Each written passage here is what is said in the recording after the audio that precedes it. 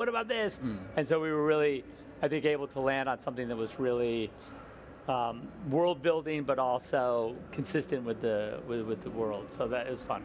Very cool. Well, we're here at the world's biggest gaming convention, so I have to ask you, is there any gaming property that you both think would make a great movie?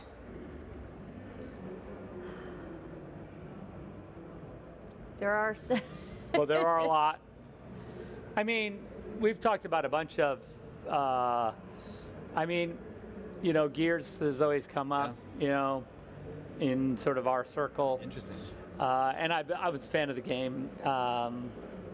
So, I mean, off the top of my head, that one. I was always interested in the Halo franchise, so that was something that I'd always, I mean, and they, of course, kind of made that, but it was something I always thought could be incredible. Well, thank you both so much. I'm really excited to watch Rebel Moon when it premieres on Netflix later this year. Awesome. Thank you so much. This is great. So fun. Viewers, you can take your first step into a larger world when Rebel Moon premieres on Netflix December 22nd. In the meantime, stick around for more Gamescom Studio right here on IGN.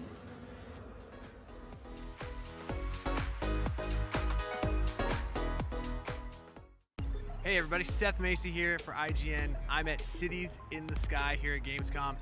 I'm about to sit down in a gamer chair and then they're gonna lift me 50 meters into the sky on a crane. For Americans, that's about 150 feet in freedom measurements. Yeah, this is gonna be interesting. And I'm gonna be playing City Skylines 2 while I dangle in the sky over a city. So it's extremely literal.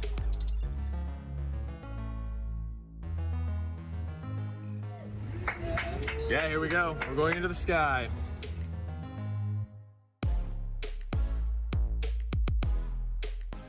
I'm gonna play a video game at 150 feet in the sky.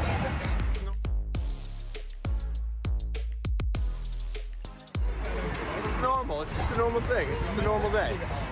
Wow, there's still more. We're still going up more. I think we've come to a stop. All right, let's take a look.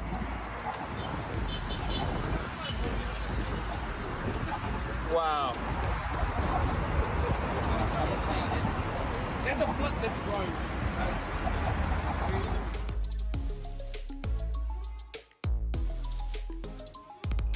Okay, right now we're spinning around and I tend to get a little motion sick when I'm reading things and I'm also moving. Thankfully, I'm just gonna play the demo of City Skylines 2.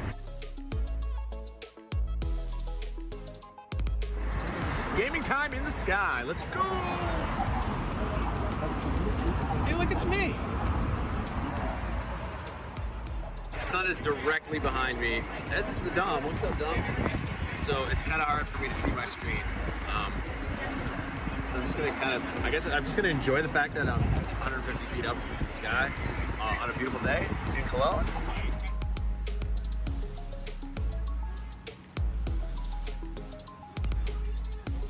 Well, I just came down from my City in the Sky adventure where I was building a city literally in the sky in City Skylines 2. Please, I'm proud to present Skytown, USA. Center of industry, a center of commerce, a few houses. You know, I wasn't as nervous as I thought I was gonna be, but there were a couple times where something would clang and I'd be like, whoop, whoop, then I just lost my cool.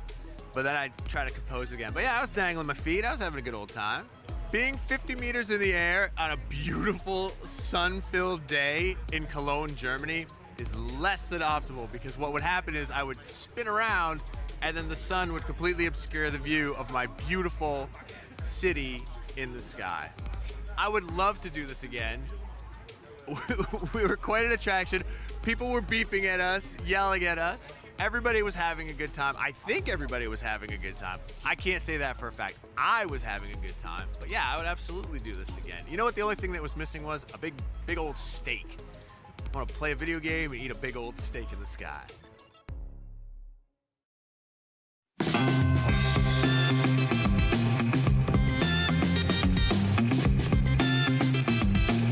We're at Gamescom merch area powered by Mini, and we're gonna go shopping. Yeah, we're ready to spend some money and buy some stuff that we can give the crowd at the Gamescom Award. Wait, no, but we get to keep we're buying stuff like you and me. We're gonna split. We'll buy that, Okay. and then we throw it to the crowd at the award. We'll keep it. Yeah, we'll definitely keep it. Yes, awesome. All right. Well, do you want to go shopping right now? Yeah, who's paying? IGN is paying. We don't have to pay for anything. Let's go. Let's go.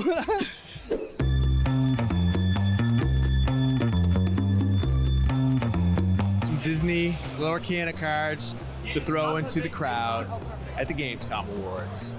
Get people hyped. Okay.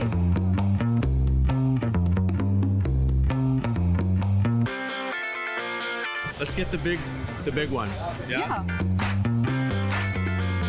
The time is now, Mr. Man. Yeah, dude, let's go.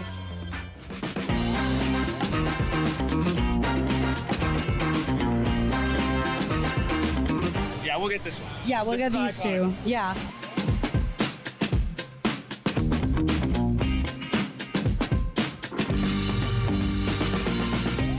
I think we need hats. Everybody loves hats. And they're easier to throw. Frisbee style. And if you land one on someone's head in the crowd, 100 points. Yeah, 100 points. That's a crit. Let's go. Let's do it.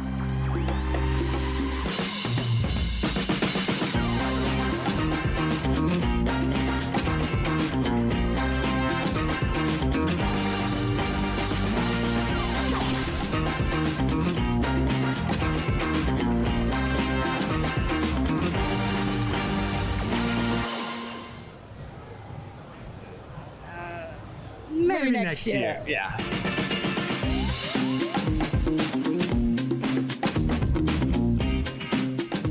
We're at the Activision booth, the official Activision merch booth, and now I'm going to shamelessly plug the IGN store because we have an exclusive Diablo 4 Rock Love jewelry collection, which are like cool little necklaces and earrings that you can only get at the IGN store. And they're officially licensed and they're super cool. I don't wear jewelry. But I'll start today. Uh-huh. But now we should see what they have here. Let's see. Let's do it.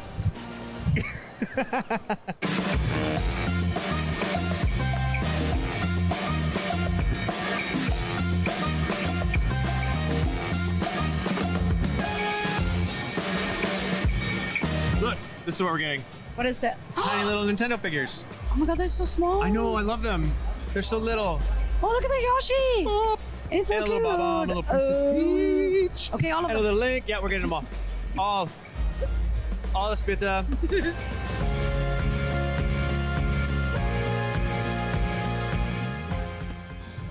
That is a good price for a Snorlax Squishmallow, actually.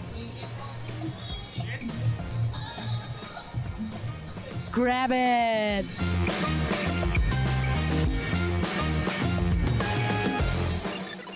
So done. We did it. We shop till we drop. I did drop Here. indeed. Take this little fella. Oh yeah, that's so good. The merch area powered by Mini at Gamescom is absolutely legit. We have so much stuff.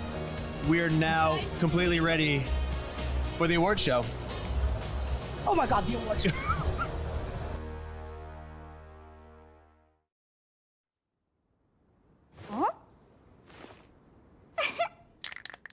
面白くなりそう。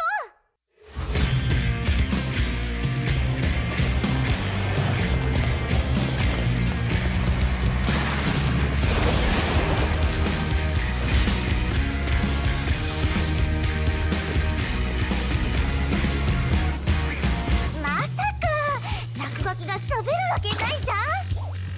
例の件、やっぱ幽霊列車9号線の伝説に関わってるよな。みんなの幻想がリアルになることがルールなんだ。世界がマジでぐちゃぐちゃだ。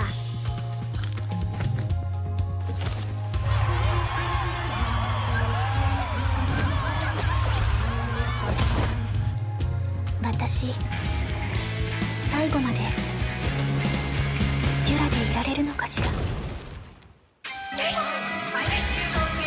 願いが叶いやすいように私が空に流れ星を流してあげる。でもジャイアントと隕石がこの町を滅ぼすって言われてんだぞ。まだわからないのか。真の悪役はお前たちだ。この町を破壊したのはお前たちだろう。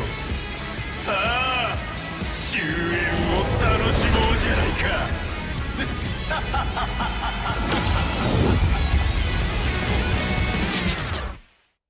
つまりこれで終わりってことね。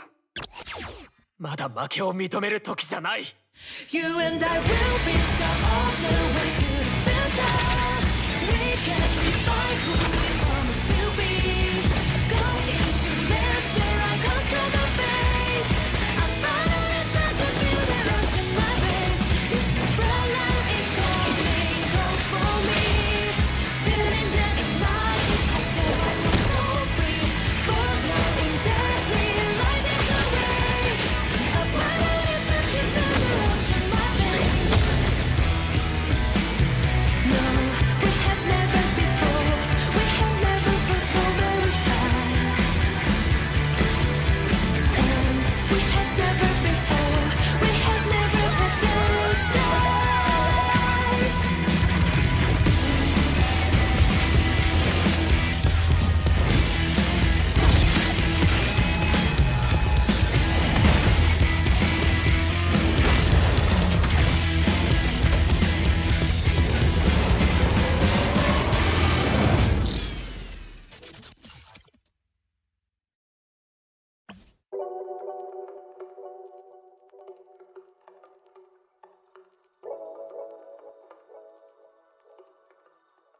Peggy 16.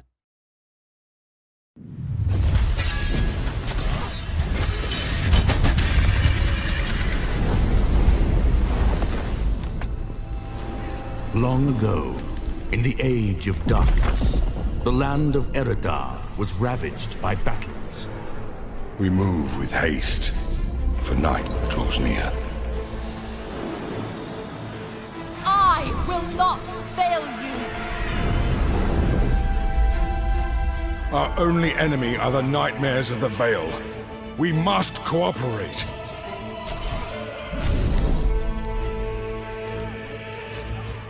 I need someone I can trust.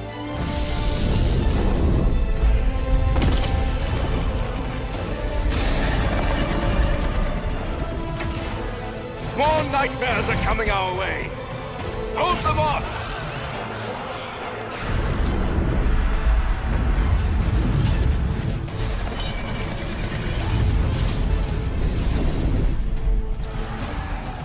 We're here to help you defend this town.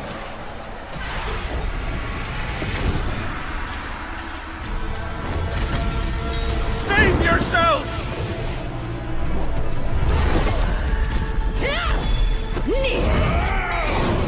We will rise.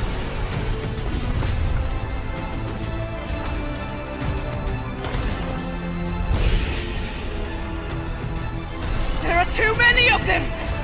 They just keep coming.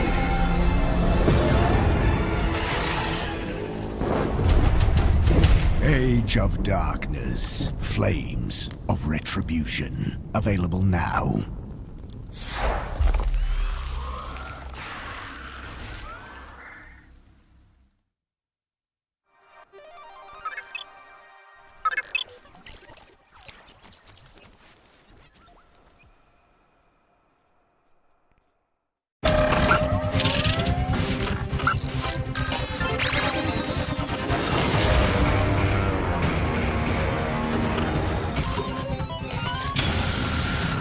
What's up, Cobra fans? Welcome to Cobra's Corner. Is this for real? Yes, Black Sabbath. 3 huge game developers have gotten together to create the ultimate gaming experience. The top video game players in the world. Are they any good in real-life battle royale type situation? Not this, but actually this. It's not playing around on the screen. We do have ex-Navy SEALs coming down. We need the best of the best. Anybody can play. You just gotta be brave enough to take a bullet. Kilo Kitty wants to know if it hurts. Bam! Of course it hurts. We donate 100 grand worth of cyber limbs. But there's a chance for fame. there's a chance for fortune. I need you to take her down to Midtown Harbor. Do not f up. You can also... Oh, God. Hey, look at me. Welcome to me. Fans, click me, like me. I don't care. Watch me. Don't watch me. I'm over this whole thing. Don't forget to smash that like and subscribe button at the bottom of the screen.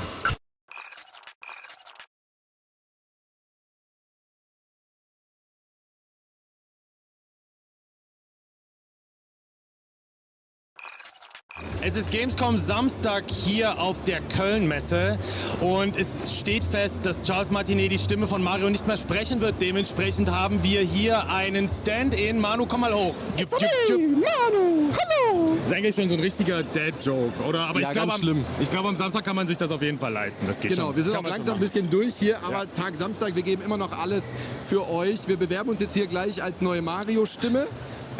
Passt ja schon, Manu, Marius, das heißt dann halt Super Manu ja, Land. Super Manu Land. Ja, finde ich sehr gut. Finde ich sehr gut. Ich freue mich heute im Studio auf Lies of P. Die habe ich interviewt. Ein fantastisches Spiel mit Pinocchio. Ja, Pinocchio. Ja, passt. Ich lasse mich heute tätowieren. Das ist meine 15. Gamescom und ich habe mir gedacht, komm, irgendwas musst du machen, was unter die Haut geht. Ja. Woran du dich für immer erinnerst. So richtig feststechen lassen. Dementsprechend geht's da in die Vollen. Und wir werden ein paar Influencer treffen, unter anderem zum Beispiel Henno, Hand of Blood. Mit dem machen wir auch ein bisschen Quatsch heute. Also bleibt dran, es geht direkt los. Viel Spaß auf der Gamescom. Ciao.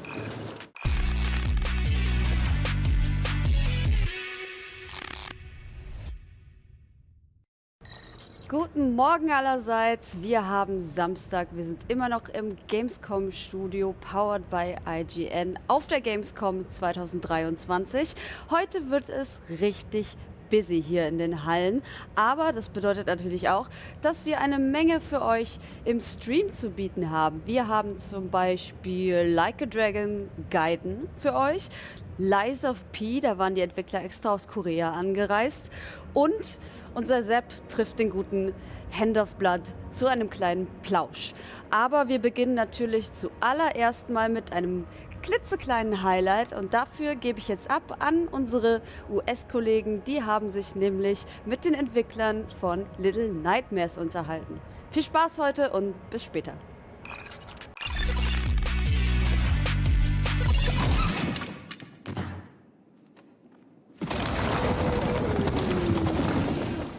One of the biggest surprises during Gamescom Studio Opening Night Live was the announcement of the next entry in the Little Nightmares series. Here to tell me about Little Nightmares 3 producer Coralie Faniello. Welcome! Thank you for joining us. Hi, thanks you for having us. Now, first things first, we've got new protagonists. Can you tell us a little bit about these characters and who they are, what they can do, and what sets them apart from Six and Mono? Yeah, so in Little Nightmares 3 we will have two new characters, which are Lo and Alone. So Lo is the one with the cape and the mask. He is here since a long time now, but he has never lost hope, and he's looking for a place that will bring him home. And Alone, she is the girl with the goggles and the helmet. So she is Lo's best friend, and she's also a tinkerer, and she is very curious, trying to find new secrets about the places that they will visit. And you've added a very, very much requested feature, which is co-op. Can you tell us a little bit about how that works? Yeah, indeed. So co-op was one of the mostly asked features from our community. So we're already happy that we can implement it in Little Nightmares 3. So in the game, you'll be able to play in online co-op with a friend. We also have a friend's pass, meaning that you only need one copy to play with a friend. That's awesome. And does it has split screen, or is it just online? No, it will be online. We wanted to implement it that way because we think that split screen doesn't fit with the universe of Little Nightmares. We really want to keep that immersion, like that very atmospheric feeling that you will have. Now, it looks like the characters can collect items. Can you tell about how that sort of fits in with the puzzles and how it goes with the theme of the game, and I guess any other new mechanics that they have? Yeah, so that will happen sometimes in the game. You will be able to collect an item, use it for solving some puzzles, and then you will have to let it go.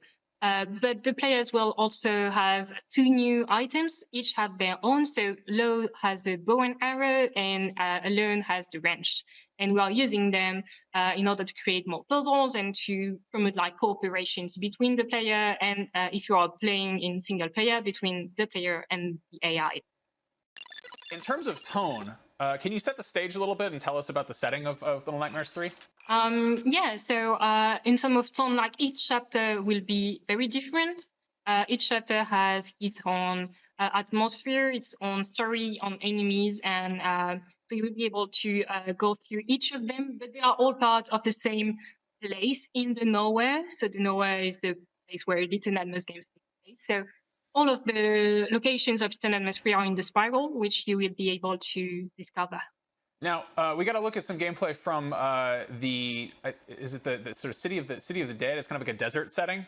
Yeah, the place that you can see in the gameplay is the necropolis. So in that place, it was before the place where the dweller were living. But then the monster baby arrived, and well, she made the city what it is now. So you can see that there are some statues around. You can see that it is now very quiet, except from the beetles that will attack you. Now, the first 2 games are very, like, there's a lot of gloom and shadows, and it's very, you know, kind of what people think of when they think more conventional nightmares. But from what we've seen in the Necropolis, it's very bright, like it's, you know, daytime in the desert. Can you tell us a little bit about the sort of the reasoning for the shift, and also some of the challenges with making, you know, matching that sort of, you know, expected kind of vibe of the game while it's still in broad daylight? Yeah, so in the Necropolis, it was a challenge to have like a desert and like some light, much more light than what we have seen before. But at the same time, to keep what is the atmosphere and the DNA of the Little Nightmares games. So what we have done is that we have used a lot the environmental storytelling. So you can see bags all around, you can see stuff going on, and then that plus the music and the general atmosphere is what creates the unease feeling that you will have in that place. But the other chapters of the game will be very different, and you will be able to see, some different places and some different locations that will show more. Nice. Now, at this point, we kind of have a clear idea of what a Little Nightmares game is. I guess I'm curious what the sort of internal philosophy is. Like, what are the pillars of a Little Nightmares game? Like, what are the sort of, are there any rules that you can't break in terms of making this game? Like, you can't just turn it into like a, you know, a full-on, you know, like run and gun platformer or something. I guess how do you change the gameplay while still keeping it, you know, true to the core idea? Yeah, so Little Nightmares games have like main pillars, which are the darkness, the dystopian aspect of the society in general, and the hope, because there is always a light of hope. So we really want to keep these 3 main elements across the different games, and that's what we are doing in Little Nightmares 3. Nice. Now, some exciting news here is that Supermassive Games is working on this, and that's a studio that has an incredible track record making, I guess what I call much larger nightmares, you know, big cinematic, realistic horror games. Can you talk a little bit about how the team's prior experience has affected Little Nightmares 3? Yeah, so it's great working with Supermassive Games. They have an extensive knowledge of horror in general, but they also understand very well and very deeply the franchise. Like, they are all really passionate about it, and they worked hard in order to get into it and to like use their knowledge from previous games. And so that goes from the horror, but also the fact that they implemented like multiplayer in the previous games in order to like bring them into the franchise with their own eyes. Cool. Now, fans have done a lot of sort of digging and picking apart of Little Nightmares, and I like that there's just a lot of mystery to it. Can you just kind of blow some of that mystery away and tell us where Little Nightmares 3 takes place on the timeline, sort of chronologically? Not really. Like, it's something we really want the player to figure out by themselves, like where we are in the timeline, and so we want them to dig into that. Now, there have been, you know, in addition to the 2, soon to be 3 console games and the mobile game, there have been some comics, and now there's going to be a new sort of transmedia experience, which is going to add to the universe. It's just audio only, is that right? Yeah, it is a podcast. Yeah. Tell me how that works, because I feel like this is an extremely, like, you know, non-verbal series. Like, it's all about environmental storytelling and visuals. I guess how do you match that tone, and what does the podcast sound like? Yeah, sure. So the podcast will take place in the counties. So Little Nightmares lore is quite extensive, in fact. So you have just seen the surface of it. So the podcast is in the counties, which is the real world, but the nowhere is the place that the video games are showing right now. The nowhere is like the nightmares. So in the podcast, you're in the counties and you listen to Noon, which is a little girl who has night terrors. So she goes to a psychiatric hospital and she talks to Otto, a counselor, and she tells her nightmares, basically. And so Otto will try to dig into that and to understand what is going on and what is the nowhere and the secrets of it. Wow, it sounds really creepy to listen to a child talk about nightmares on a podcast, but I'm sure fans will be super into that. Coralie, thank you so much for joining us. Before we go, can you tell us when players can get their hands on Little Nightmares 3? Yeah, so the game will release in 2024. It will be on PlayStation 5, Xbox Series, PlayStation 4, Xbox One, Nintendo Switch, and PC. Wonderful. And what about the podcast? When is that premiering? So the 2 first episodes are available right now in the Gamescom. Awesome. Thank you so much for joining us. I'm looking forward to Little Nightmares 3. Yeah, thank you.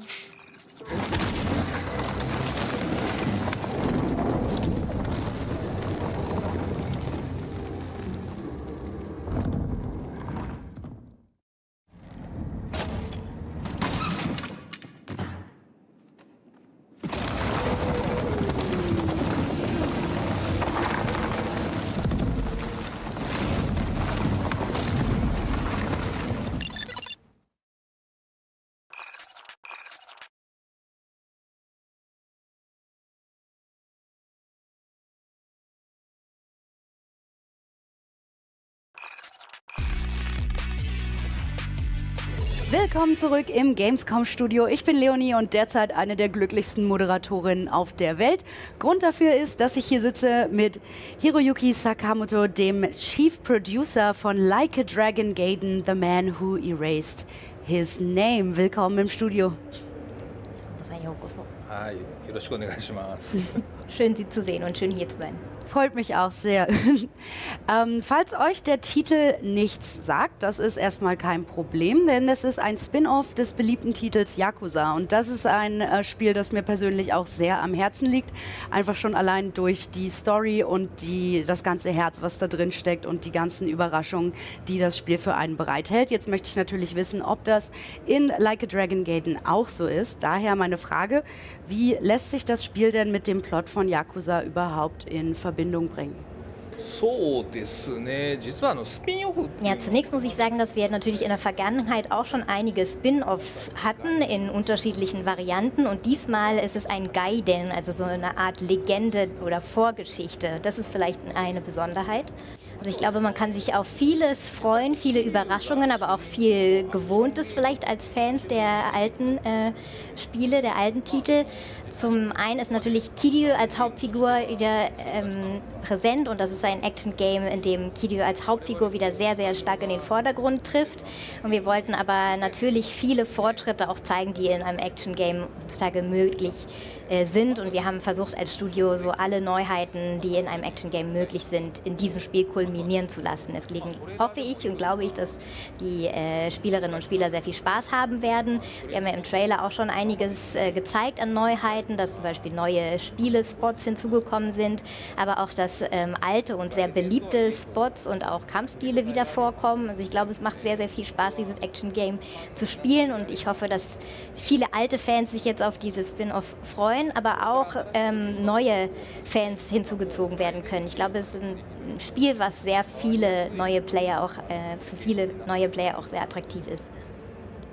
Ja, das kann ich nur bestätigen. Im Trailer sah es tatsächlich sehr abwechslungsreich und sehr aufregend aus. Besonders alle Sachen, die, wie du schon gesagt hast, hier eben heutzutage schon möglich sind. Die nochmal in eben dieser beliebten Grafik zu sehen und eben auch in diesem schönen Setting. Da sind wir sicherlich schon alle sehr gespannt drauf. Da es ja nun eben auch ein sehr beliebtes Franchise ist, das besonders bei den Leuten, denen es am Herzen liegt, eben sehr wichtig ist, ist da natürlich auch sicherlich viel Verantwortung. die mit reinspielt. Und worauf mussten Sie da genauer achten? 難しいですね。まあでも Ja, ist eine schwierige Frage, aber ich muss sagen, ich bin jetzt schon mehr als 10 Jahre involviert in das Creating dieses Titels und ich arbeite bei jedem Mal eigentlich mit dem Verantwortungsgefühl im Hintergrund, das sollte auch das Letzte sein können und ich darf mich nicht dafür schämen müssen, quasi. Also ich gebe immer mein Bestes und alles. Nein! Sehr gut, na, gib das. Ja, ich wollte damit natürlich niemals andeuten, dass es jetzt die letzte Version ist und das hoffe ich auch nicht, aber ich wollte nur sagen, dass ich immer alles gebe, als wäre das jetzt das letzte Mal und dass ich immer die nötige Konzentration auch aufbringe. Yakuza und die ganze, ist ja bekannt für, sag ich mal, skurrile Momente, ich sag mal Karaoke-Battles, Bubble Bath Man, so gewisse Sidequests, die einen von jetzt auf gleich überraschen, mit denen man nicht gerechnet hat. Wird uns sowas auch erwarten in Like a Dragon Gate? まあトレーラーでだいぶ見せちゃってますけどね。まあ例えばキャバクラ久しぶりにこう Ja, wir haben natürlich im Trailer schon vieles verraten. Insofern sind einige Überraschungen vielleicht dann auch schon vorweggenommen. Aber ich glaube trotzdem, also wir haben seit langem mal wieder einen Kabarettclub mit ins Boot geholt. Aber auch viele neue Challenges. Es gibt auch viele neue Retro-Arcade-Games, die man spielen kann. Also ich glaube, es gibt einige Überraschungen, die auch noch nicht im Trailer vielleicht gezeigt wurden und aufwarten. いっぱい感じられる状態なのかなとは思います。 Da würde ich kurz darauf eingehen, auf die Minigames sozusagen, wenn wir sagen, okay, Arcade-Games, wird das bei euch im Development sozusagen, ist das so ein buntes Potpourri, wo jeder so sagen kann, ich mag Snake, ich mag Flipper oder irgendwelche anderen Spiele, die dann vorgeschlagen werden, oder muss es dann zu einer bestimmten zum Thema passen? そうですね。結構最初はアーケードゲームだと。 Ja, am Anfang hatten wir tatsächlich ganz viele Arcade-Games, Minigames wird ins Game geholt. 毎作こう新しいアーケードゲームを入れてたから。 Aber irgendwann sind uns die Titles ausgegangen sozusagen. Irgendwann hatten wir alle Kugeln von Sega verspielt und dann haben wir in Form von Model 3 dann alte Consumer-Games mit reingeholt und dann mit einem Emulator mit ins Game reingezogen. Also ich bin auf jeden Fall schon sehr gespannt, auch auf den Nostalgiefaktor und alle Dinge, die wir in dem Spiel erleben dürfen. Ich bedanke mich auf jeden Fall für das Interview. Das ist leider alle Zeit, die wir bisher hatten und kann nur sagen, war eine große Ehre für mich und ich hoffe, dass Sie eine fantastische Zeit auf der Gamescom haben werden und die Möglichkeit haben, dass das Spiel so weitergetragen wird, wie es gedacht ist. Ja, vielen Dank. Dann bleibt ihr auf jeden Fall noch dran. In einer kurzen Weile geht es weiter, wahrscheinlich mit einem Field Report und das war's von uns aus dem Gamescom-Studio. Bis gleich. So, liebe Leute, wir sind hier auf einem ganz besonderen Termin. Ich habe mir gedacht, 15. Gamescom, was soll der Geiz? Ganz besonderes Erinnerungsstück. Und zwar gibt es Tattoos. Mein erstes Messe-Tattoo. Und ich würde sagen, ihr bleibt jetzt mal dran und guckt euch das Ganze an. Vielleicht habt ihr auch noch Bock drauf.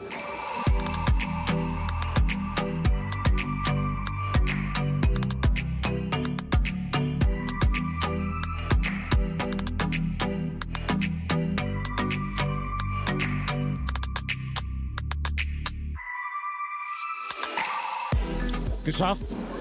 Mein Messe-Tattoo ist fertig und ich find's echt sexy. Das hat Flo wirklich sehr, sehr gut gemacht auf seiner allerersten Gamescom. Wie geht's dir? Mir geht's sehr gut. Es ist auf jeden Fall eine wilde Umgebung hier um uns herum, muss ich sagen. Und es ist eine absolut abgefahrene Erfahrung. Und ja, vielen Dank, dass ich nach langer, langer Zeit mal wieder Fingernuggets hier tätowieren durfte. Ich würde sagen, kommt auf jeden Fall auf die Gamescom. Lasst euch tätowieren. Bis später.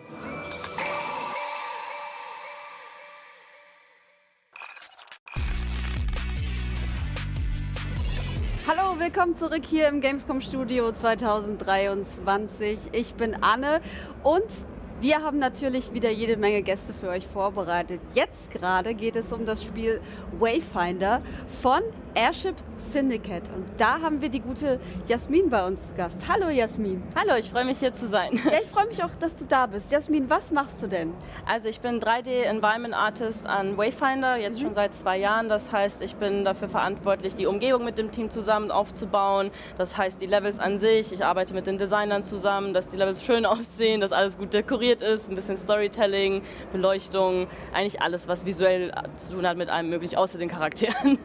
Okay, und möchtest du uns ein bisschen über Wayfinder erzählen? Was ist das für eine Art von Spiel? Worum geht's? Also Wayfinder ist ein Online-Action-RPG, wo es 5 verschiedene Wayfinder gibt, die Echos sozusagen von ihrer wahren Version sind, die schon in einem Krieg, der passiert ist, gestorben sind. Denn ein Jahr bevor der Spieler in Wayfinder dann anfängt, wird Avenor, die Stadt, wo Wayfinder stattfindet, angegriffen von Gloom.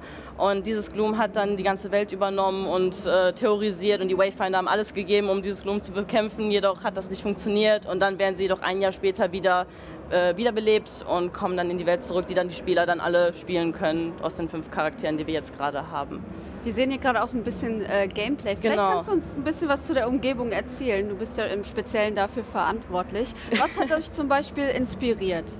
Also die Umgebung zum Beispiel jetzt besonders bei dem Level, was wir gerade sehen, ist von dem Gloom befallen worden, das genau Avenor halt komplett umzingeln möchte. Und hier genau in dem Bossfight wird Omen bekämpft, die halt dafür verantwortlich ist, dass überhaupt Gloom in unsere Welt eingetreten ist. Okay. Und deshalb war es uns sehr wichtig, die normale Welt mit dieser Gloom-Welt immer zu verbinden und dass sie ineinander eingehen sehr oft. Und das ist besonders bei dem Fight sehr gut zu sehen. Gibt es auch, ich meine, es ist ja jetzt schon auf Multiplayer angelegt. Ja. Kann man das auch als einzelne Person im Singleplayer spielen? Sehr, sehr gut kann man das machen. Ich mache das sogar sehr oft selber, wenn ich Playteste. Also alle Dungeons kann man alleine auch gut spielen, auch die Bossfights sogar. Sogar auf der Gamescom haben ganz viele bei uns einfach alleine den Boss bekämpft, um zu sehen, ob sie es schaffen können. Natürlich dauert das ein bisschen, aber ich finde, das ist eine echt tolle Challenge. Aber auch zu dritt, bis zu 3 Spieler kann man in eine Dungeon gehen oder einfach auch die Areas im Spiel zusammen exploren, wo dann Random Encounters sind von Enemies. Deshalb haben wir ganz viel Diversität im Gameplay da, finde ich. Ich habe gehört, ihr habt den Fokus auf die Helden auch auf jeden Fall gelegt. Welche verschiedenen gibt es denn da und was unterscheidet die voneinander? Also wir haben ja 5 gerade, das ist gerade Kairos mit Senja zusammen. Alle von denen haben 4 verschiedene Skills. Und die werden dann im Laufe des Spiels dann freigeschaltet und entwickelt und auch aufgelevelt. Einer zum Beispiel ist Silo, der gerade dort kämpft mit der Waffe. Er hat ein paar Healing-Skills, aber auch Stunts. Kairos zum Beispiel, er wurde von dunkler Magie sozusagen besessen und hat sein ganzes Leben dafür aufgegeben. Er hat sehr viel magische Spells, aber dann wiederum dadurch, dass die Waffen alle austauschbar sind, kann jeder Charakter wiederum auch einfach mit 2 Schwertern zum Beispiel kämpfen, mit Sword and Shield. Also alles, was dem Spieler vielleicht besser gefällt, aber trotzdem kombiniert mit den 4 Unique Skills, die diese Wayfinder bei uns haben. Und ist das auch eine Art von Spiel, die sehr auf Loot ausgelegt ist? Ja, also Loot ist auch sehr wichtig, weil in jeder Dungeon haben wir bis zu 3 Chests, die man finden kann und freischalten kann. Und am Ende gibt es dann wieder ein ganz großes Loot und damit kann man sowohl die Waffen craften, als auch die Gloom Daggers, womit man dann durch die verschiedenen Areas geht. Die sind dann eher Cosmetic, aber sehen sehr cool aus. Und auch dann an sehr viele andere Dinge. Deshalb haben wir da sehr viel Customization auch in der Hinsicht, dass die Spieler auch dann belohnt werden für das Loot, das die dann nach diesen sehr schwierigen Bossfights dann auch kriegen. Okay, und ihr hattet ja schon, beziehungsweise seid in der Early Access Phase jetzt. Wie ist denn da der momentane Stand? Ihr hattet einen kleinen Schluck auf am Anfang und was passiert da gerade so bei euch? Also intern, wir haben das auch sehr oft öffentlich jetzt schon gesagt, tut uns das sehr leid. Wir wollten natürlich nicht, dass das so läuft, aber es ist auch Early Access, deshalb ist da am Anfang etwas ein bisschen ruckelig. Aber wir arbeiten wirklich Tag und Nacht daran und sogar heute kommen jetzt neue Updates zu dem Server, dass die Kapazität erhöht wird und es ist auch sehr viel stabiler jetzt. Es gibt nicht mehr so viele Warteschlangen und deshalb wird es einfach in den nächsten Wochen und Tagen sogar einfach wirklich immer besser. Wir werden updaten alle online wirklich pro Stunde, habe ich das Gefühl. Also wir arbeiten sehr, sehr hart daran und sind sehr committed, das beste Experience in unseren Spielern zu geben, das wir können. Und diejenigen, die dieses Spiel jetzt noch nicht gespielt haben und nicht kennen, Wo können die euch hier auf der Gamescom finden? Also wir sind in Halle 6 am Level Infinite Booth. Das ist einfach geradeaus. Links sind wir dort. Wir haben auch eine sehr schöne Fotoecke mit Props vom Spiel an sich selbst, mit einer Ecke, wo wir auch die Concept Art zeigen von den Enemies, die wir haben und den Charakteren. Also ein bisschen so behind the scenes, wie wir das entwickelt haben. Und ja, da haben wir sowohl PlayStation 5 als auch PC-Stationen, wo alle dann bei uns dann gerne zocken können. Schön. Ich glaube, das klingt nach einer guten Sache. Ich wünsche euch auf jeden Fall alles Gute für die Zukunft. Gibt es noch etwas da draußen, was du die Fans da draußen unbedingt wissen lassen möchtest zum Schluss? Also ich würde sagen, seid gespannt auf die Zukunft. Wir haben super viele coole Updates, die bald kommen werden. Ich freue mich wirklich ungemein darauf, dass alle die endlich sehen können. Deshalb bleibt dran, folgt uns weiterhin auf allen Social Medias, wo wir sind. Und ja, wir geben unser Bestes, dass ihr ein sehr cooles Spiel weiterhin kriegt und werden unser Bestes dann geben. Dann danke ich dir, Dankeschön, dass du hier warst und ich wünsche dir noch viel Spaß auf dieser Danke, dir auch. So, da habt ihr es gehört. Das waren die Infos zu Wayfinder. Ihr könnt sie aufsuchen in Halle 6 und für euch da draußen geht es jetzt spannend weiter. Viel Spaß!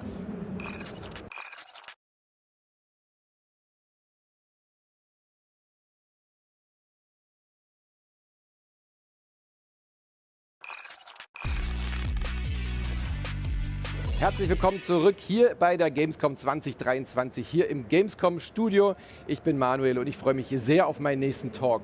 Wir haben jetzt Lies of P, nämlich Jiwon Choi, der Director vom Spiel, ist da und der Übersetzer oder die Übersetzerin Jiju Jin, die uns die Fragen dann übersetzen wird. Ich freue mich sehr. Welcome guys, thanks for being here. Hello, nice to meet you. Nice to meet you.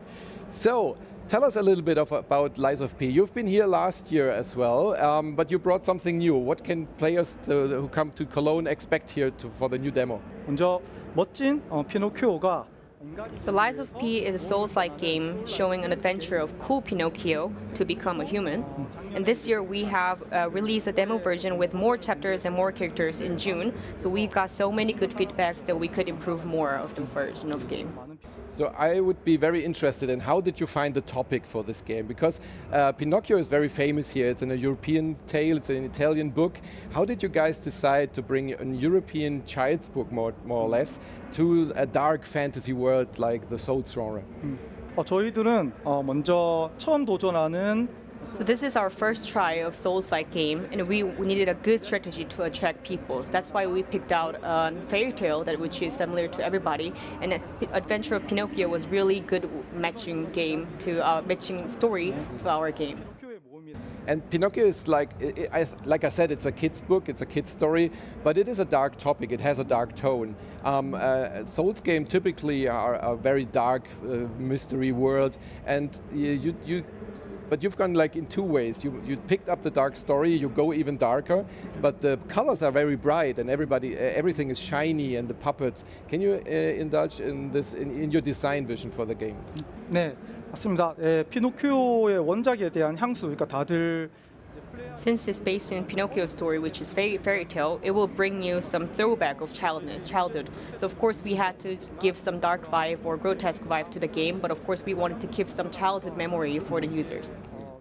Can you tell me some of your favorite enemies, or because there's even a new boss here at the Gamescom? Can you tell us a little bit about him? 상당히 어려운 질문이네요. 모든 게 다 매력이 있어서. It's a very tricky question because all of them are so attractive to him. And if we have to pick one, he said it's a king of the puppet that he showed. And since it is the center of the story, as long as you play more, you will find out who he is and what it is about. So he's not just a monster, but he is one of the characters in this game. So Pinocchio is the main character, and in the kids' book, he's very famous for his growing nose. Is there some system in the game that implements lying or the nose? How did you implement that in the game? So users have to think a lot throughout this game, and that's how we came up with the lying system. And we put many situations where players have to make decisions, and that's how we came up with the lying system in this game. And while you have to decide to lie or not, you have to think a lot of humanity and what you will think in this situation, since lying is only the behavior that only human can do. People that expect a Souls game, they definitely will be happy, I think, because you have some of the same system, like the genre standards. What is the main difference? Like, what do you bring new to the genre? What can players expect here? So of course we have outstanding storyline and most of all the various colorful combat system. So we have tried a lot to give you the players that experience that they haven't experienced in other Souls-like game with a colorful weapon system or combat system. And finally, the last question, like the grindstone system, that's something you did. Can you evolve on that, please? 이 그라인드 시스템은 일단 인형인 피노키오. So this is the system how we came up with to maximize the puppet that we have in this game. So later you can use the system to strengthen your character and make your weapon stronger. Thank you for being here. Everybody's looking forward to playing Lies of P when it finally comes out. It's coming out am 19. September könnt ihr dieses Spiel spielen. Am 19.09. kommt es dann raus für alle gängigen Systeme, für Konsolen und natürlich überall, wo ihr Souls-Spiele spielen könnt. Thank you for being here. Yeah. I'm very excited to play this. See you next time. Bye. Thank you. Und ich habe schon wieder jemanden getroffen, jemand ganz, ganz netten. Die Mina ist bei mir. Hi, herzlichen Dank für die Einladung. Wie geht's dir hier auf dieser Messe, die ja wirklich für den Messetag jetzt schon unverhältnismäßig voll ist? Ich dachte tatsächlich, gestern wäre schon unverhältnismäßig voll gewesen, weil normalerweise ist ja Mittwoch immer der Fachbesuchertag, wo ja eher ausgewählte Leute oder Leute, die sich über die Presse akkreditieren lassen, halt auf die Messe kommen. Und es waren so viele Leute gestern schon da und ich war so, oh Gott, wie soll es denn jetzt die nächsten Tage jetzt überhaupt werden? Und jetzt am Donnerstag ist schon richtig, richtig viel los. Ich bin super gespannt, wie es Freitag und Samstag ist. Ich finde es richtig cool zu sehen, wie viele Leute hier immer kommen. Ich habe einfach so ein bisschen das Gefühl, also Deutschland und Gaming und so, das ist eher so ein bisschen, jeder macht das so für sich irgendwie, aber dann hier so die ganzen Leute zu sehen, wie das auch so zelebriert wird und so, finde ich richtig cool. Deswegen bin ich sehr, sehr gespannt, wie noch die nächsten Tage dann werden, auf jeden Fall. Wir sind ja tatsächlich Teil der weltgrößten Spielemesse, die vor allen Dingen mit einem sehr starken Community-Fokus hier auftritt. Total. Und jetzt bist du stehst ja im Grunde genommen am Anfang deiner Content-Creator-Karriere. Wie nimmst du das hier wahr? Ist das für dich mehr Job oder ist das mehr Freizeit? Gehst du da schon mit so einem eher sehr speziell, sag ich mal, Business-Fokus ran oder ist das noch sehr viel Spaß? Tatsächlich ist es immer noch mit sehr viel Spaß verbunden. Also bei mir ist es so, ich habe das jetzt Streaming und YouTube und so 7 Jahre lang immer so als Hobby gemacht, habe parallel studiert, dann ein Jahr nochmal gearbeitet und bin jetzt seit Mai offiziell so Vollzeit-Content-Creatorin, was sehr, sehr cool ist. Sprich, hier ist jetzt so das erste Mal, dass ich sowas wie so Jobs oder Interviews oder sowas habe. Deswegen, ihr seid mein erstes Interview. Also herzlichen Glückwunsch. Ja, Premiere und dann gleich bei uns. Ja, also ich fühle mich geehrt. Und genau, die letzten Jahre war eigentlich immer mit Spaß verbunden. Durch das Hobby Createn, sage ich jetzt mal, hat man natürlich trotzdem schon in der Szene so Anklang gefunden. Und dann war das eher so wie so ein kleines Klassenfahrtreffen und so, wo man dann immer einmal im Jahr irgendwie zusammenkommt und sich halt trifft. So die ganzen Leute, die man halt sonst nicht so sieht, weil man ja quer über Deutschland oder teilweise auch irgendwie die Welt mit Madeira oder was weiß ich verteilt ist. Deswegen ist es schon sehr, sehr cool. Ich nutze es immer noch sehr viel für Spaß, um irgendwie die Community zu treffen und so weiter. Jetzt sind halt mal 1, 2 Jobs so ein bisschen dazwischen gekommen, was auch richtig, also es ist eine sehr, sehr coole Erfahrung auf jeden Fall. Aber ich glaube, ich habe noch eine sehr gute Balance zwischen, das ist Arbeit und das ist Spaß. Ich würde sagen, es ist so 25% Arbeit und 75% Spaß. Ah, das ist eine sehr gute Ratio. 25 zu 75. Ja, wäre schön, wenn es immer so wäre, ne? Das stimmt. Was ist jetzt für dich so dein persönliches Highlight bisher, wo du jetzt sagst, da willst du nochmal hin oder da willst du mehr Zeit oder da gibt es nicht genug von? Was ist so dein Favorite bisher? Oh, schwierig. Ich habe halt so viele kleine Spiele schon so im Geheimen, sage ich mal, in der Business Area angezockt. Also generell so die ganzen die geheime Business Area. Ja, so geheim ist sie ja nicht, aber so ein paar Spiele, die halt jetzt erst nächstes Jahr zum Beispiel rauskommen und hier jetzt noch nicht anspielbar sind oder so. Cat Quest zum Beispiel kommt bald raus. Das ist so ein kleines süßes Spiel, wo man so eine Katze ist und dann ist man so ein Pirat und fährt auf so einem Schiff durch die Gegend und so, muss aber so Ratten bekämpfen und so. Es klingt super logisch. Es ist ja total und es gibt sehr, sehr viele super coole Sachen. Ich mag die Indie-Area auch immer sehr, sehr gerne. Das ist jedes Jahr ein Highlight für mich, immer so zu sehen, wie halt Leute richtig viel Liebe in ihre Projekte und Spiele stecken und sowas und das halt völlig unabhängig von irgendwelchen großen Studios und so. Ich habe mich natürlich auch sehr gefreut, dass Nintendo jetzt wieder da war. Allein dieses Set hier hinten, sehr viel Liebe auch in diesen Stand geflossen. reingeflossen und ich bin ja auch riesiger Nintendo-Fan. Deswegen, und Netflix hat natürlich auch wieder komplett einen rausgehauen. Ich weiß noch, wie 2019 hatten sie auch so zu Stranger Things so eine ganze Eisdiele und man konnte sich tätowieren lassen und so. Also es ist richtig cool. Xbox-Stand konnte man sich auch so ein Spray-Tattoo, also es ist unendlich viel. Ihr spürt es schon, ihr spürt es schon. Die Passion, die schwingt hier mit. Also die Leute haben sich richtig Gedanken gemacht, den Ständen gemacht und das finde ich ist halt auch als Besucher richtig toll, dann irgendwie so zu sehen. Auf jeden Fall. Das ist halt auch das, wofür die Gamescom ja steht. Ja, Ne? Dass du hier Sachen siehst, die du im normalen Alltag, sage ich jetzt mal so, nicht gezeigt kriegst. Deswegen kommen wir hierher. Eben. Was ist jetzt dein nächster Punkt auf deiner Tagesordnung? Wo gehst du als nächstes hin? Ich bin noch zu einem Stream verabredet. Meine befreundete Streamerin Maluna macht jetzt so einen IRL-Stream. Da werde ich wahrscheinlich so ein bisschen mitlaufen. Ich denke, sie wird dann Leuten, die vielleicht jetzt heute nicht hier sein können oder generell nicht zur Messe können, aus welchen Gründen auch immer, so ein bisschen einen Eindruck geben, wie es vor Ort ist. Und da werde ich sie dann einfach so ein bisschen begleiten. Abends ist dann vielleicht noch irgendwie so ein kleines Essen oder so. Ich bin immer nicht so für Party abends. Ich bin dann eh schon platt und denke dann, oh, jetzt entspannen wir ganz schön. Deswegen wird es wahrscheinlich auf sowas hinauslaufen. Aber genau, eigentlich kann ich es jetzt so die Tage ruhig angehen lassen. Ich habe morgen noch mal so 1-2 Anspiel-Sessions. Samstag Meet and Greet, was auch total krass ist, mit Sterzig zusammen. Den habt ihr wahrscheinlich auch schon gesehen. Ja, mit dem haben wir Pizza essen bei Netflix. Da bin ich sehr aufgeregt auf jeden Fall, wie das wird. Aber ich habe Bock. Ich bin glücklich, dass das eingeht. Ihr seht schon, es klingt total entspannt. Eigentlich komplett das Gegenteil, was die Messe ab einem bestimmten Punkt ist, weil die Leute ja hin und her rennen. Oh, und jetzt wird es gerade laut. Und ich würde sagen, du machst dich mal auf den Weg zu deinem Rundgang, zu deinem Stream. Und wir schalten zurück ins Studio. Vielen Dank. Ja, vielen herzlichen Dank. wünsche dir noch sehr viel Spaß auf der Messe. Auch viel Spaß im Stream. Zurück ins Studio. Ciao, ciao.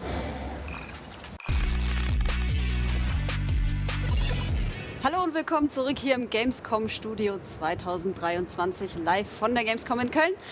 Ich sitze immer noch hier tatsächlich. Ich weiß zwar nicht mehr, welcher Tag es ist und wie viel Uhr, aber dafür weiß ich, wer bei mir ist. Und zwar sprechen wir jetzt über Ghostrunner 2 und da habe ich zwei sehr liebe Menschen hier neben mir sitzen.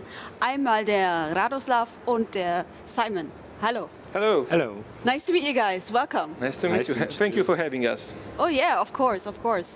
So the first Ghostrunner, it was a very fast-paced game, right? It was set in a cyberpunk world. Yes. How do we want to top that? Well, we have a few ideas, let's say, because in our opinion and based on the first reaction of the media and hopefully players, we clearly see that the Ghostrunner 2 sometimes will be even faster because we added a motorcycle. Oh yeah, sure, that's a good idea. Yeah, because we decide what maybe we would like to move faster than before, so motorcycle was the solution for it. And because you are traveling outside of the tower, that's true. You need a vehicle for that. Yes. Sure, yes. Why is it a motorcycle then? Couldn't have been a race car. Maybe it could, but motorcycle is pretty badass, so we also think that it fits that cyberpunkish theme of the game. Yeah, sure. Yeah, that makes sense. What's the story gonna be about? I mean, is the Ghostrunner still the same Ghostrunner? Yeah, Jack is still a Ghostrunner and Jack is alive. Nice. He survived the events from the first game, and now he has to deal with the new threat. The new threat is an AI cult that is rising outside and inside the tower. And because everyone in the tower wants to be in charge of it, the new threats appeared there, and these guys are very powerful, and they will be a true challenge for the Ghostrunner, for Jack. And Jack with his friends, because he now has friends. Wow, finally. Finally, he needs to deal with that threat, and yeah, it will be a tough. Is Zoe also still around? Zoe is still around. Nice. Zoe rebuilt Ghostrunner, right? She built the Jack, and now she's a friend. She's a friend, and also she's helping Jack with several missions, and also in the one that we are showing the demo, Zoe is there. And you will meet Zoe in person, actually, in the second game.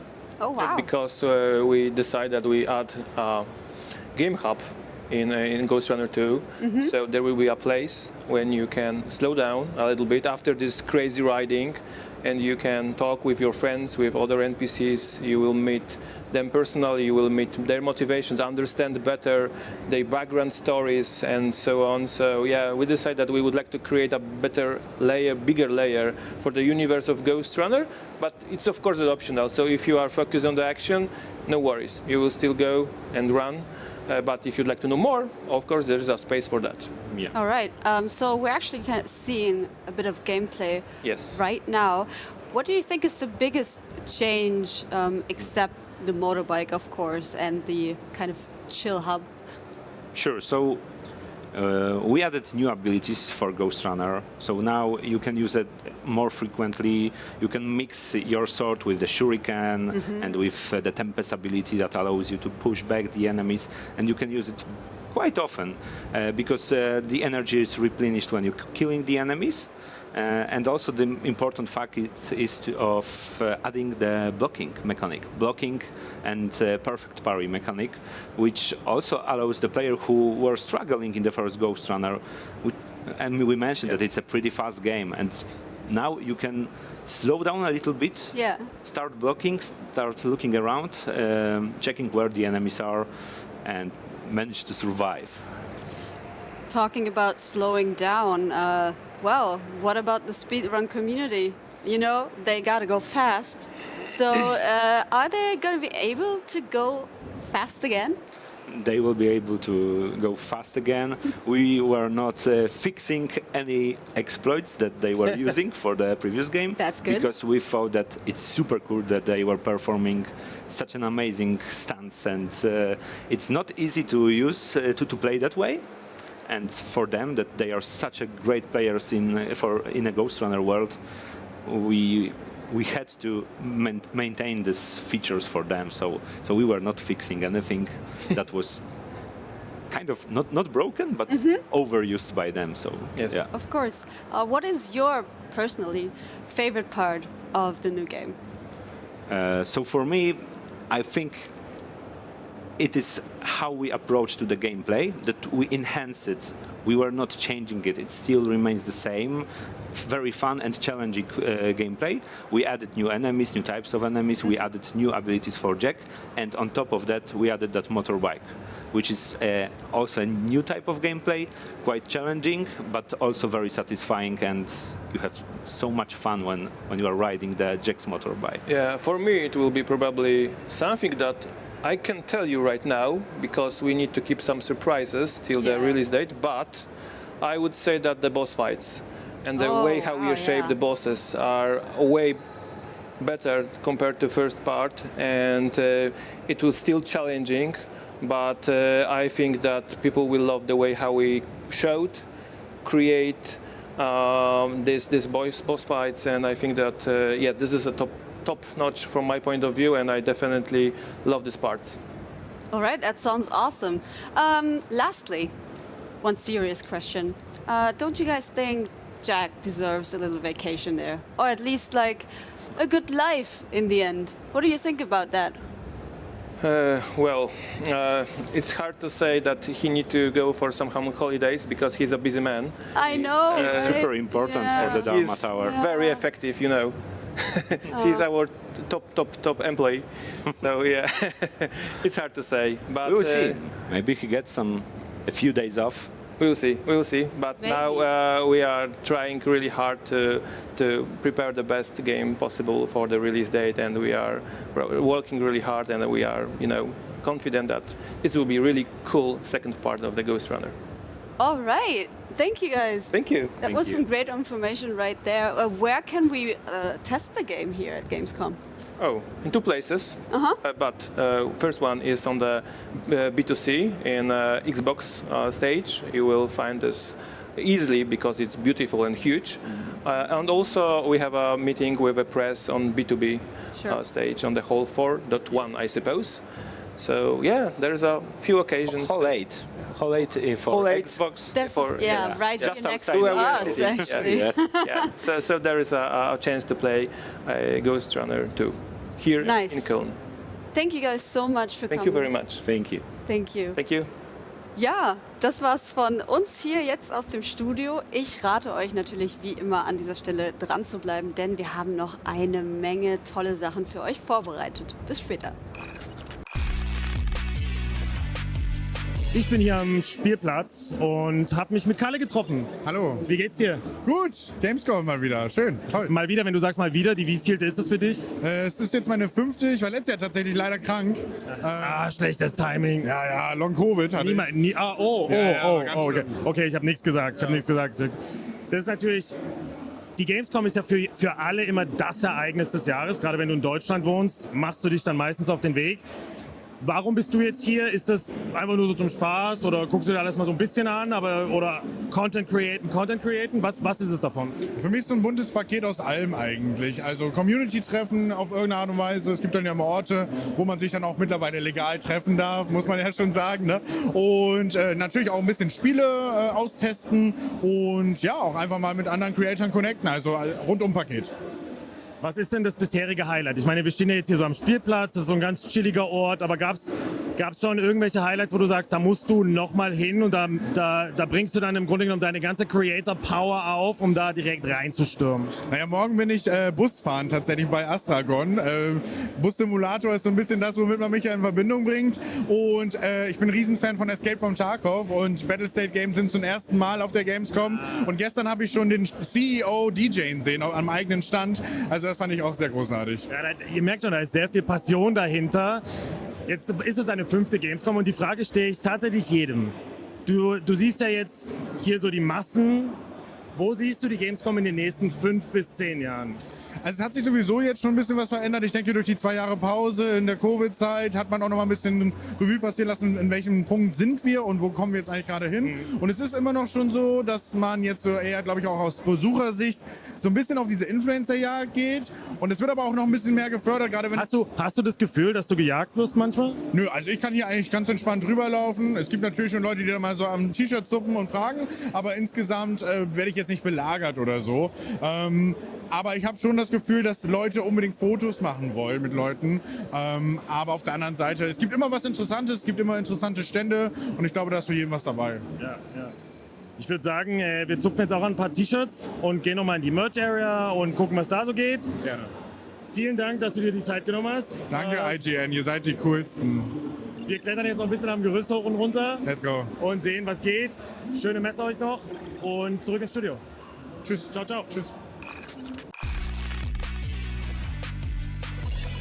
Herzlich willkommen hier zurück im Gamescom-Studio 2023 von der Gamescom in Köln. Ich bin immer noch hier für euch am Start und interviewe einen Gast nach dem anderen. Zum Glück haben wir jetzt wieder jemanden hier, der ein wirklich wunderschönes Spiel mitgebracht hat. Sein Name ist David Sanchez und er ist der Game Producer. Hallo. Hi, how are you? Nice to meet you. I'm good, very good, thank you. How are you? I'm really good. How do you like Gamescom so far? It's super cool. It's my first time here, actually. Oh, really? Yeah. Nice. Aren't you overwhelmed by all this? I am. I definitely am. Yeah. But I think this is amazing. So it's really nice to be here. So you brought your game with you, of course, which is Yes. called Wordless. Would Exactly. you like to explain to everybody what this game is about? Yes. So Wordless is a 2D Metroidvania with a twist in the combat, because the combat is actually not as in other Metroidvanias where you just go around killing enemies, but it is turn-based, so similar to games like the oldest Final Fantasies, Oh yeah. but with a twist where the combat is turn-based but with action. So you have some time to attack during your turn, you can do combos, let's say it this way, Devil May Cry style, and then when your turn finishes, it's the turn of the enemy and you have to defend from the attacks from the enemy. And so on until the combat finishes. That's really uncommon for a Metroidvania, It right? is. How did you guys came to that idea? I think it's a mix of several things. So the first thing is that our designer is like a massive geek of Final Fantasy, of Devil May Cry, of the Souls games. So in the end, I think he decided to go for something which was kind of a mix. We of course also love Metroidvania games, so games like Hollow Knight or the Metroid, the old ones. So yeah, we wanted to do something which was fresh, which was a bit different from what we had seen before, Yeah, and in the end, this is what came up. Oh yeah, now we see some gameplay right there. This is quite a unique art style. Who made the decision? Like, there's so many ways to approach on a game, right? And this is like really minimalistic, but also dreamy, kind of some. Yeah. So I think what we wanted to do was something which was, we always say simple but beautiful. So we didn't want to have too many things on screen. Actually, if you take a look at the game, we don't have a lot of UI on it, so everything is very clear. So for the character, in the end, we thought of a way to do something which looked beautiful, but was not difficult to create. Yeah, so sure. this is actually because we are indie developers, so Sure, we don't have yeah. as many resources as bigger studios. So it's actually easier to create these kind of characters and these kind of animations than doing a really complex 3D character, Yes. which it's difficult to animate. Yes, of course. And this is your main protagonist right there. Yeah. Does she have a story? Is there something she needs to achieve or she wants to do? There is a story, but we don't really want to tell.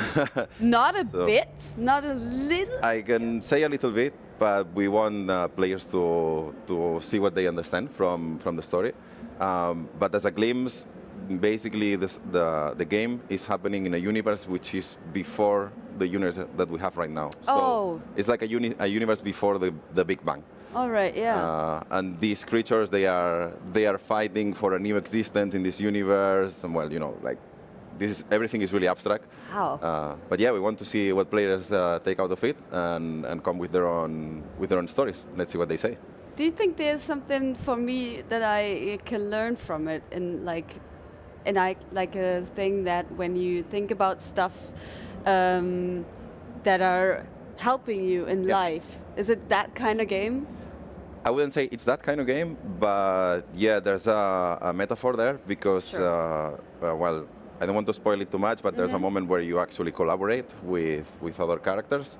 And in the end, what you see is that working together is much better than actually doing things on your own.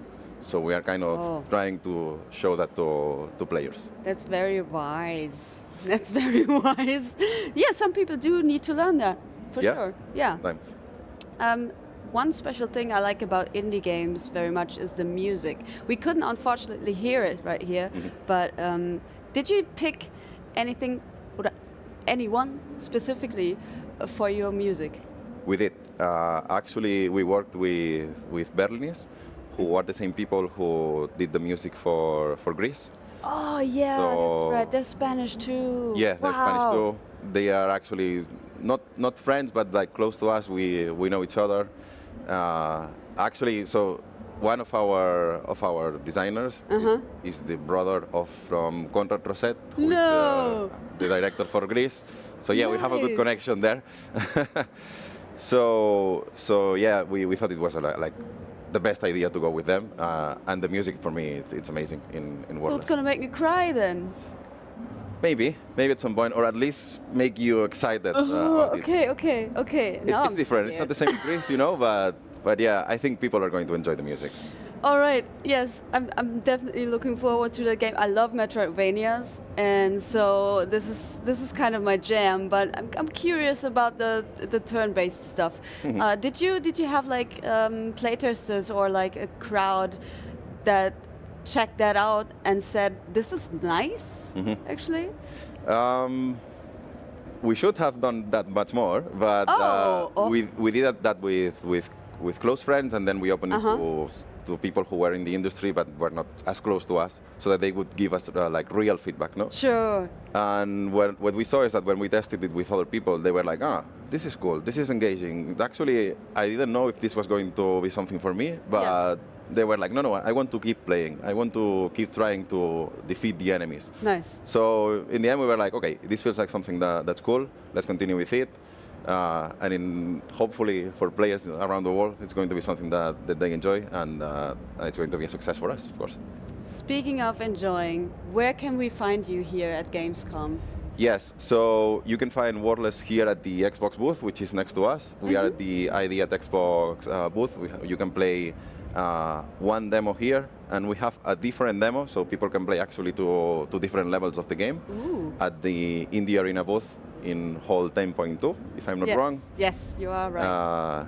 So yeah, come by.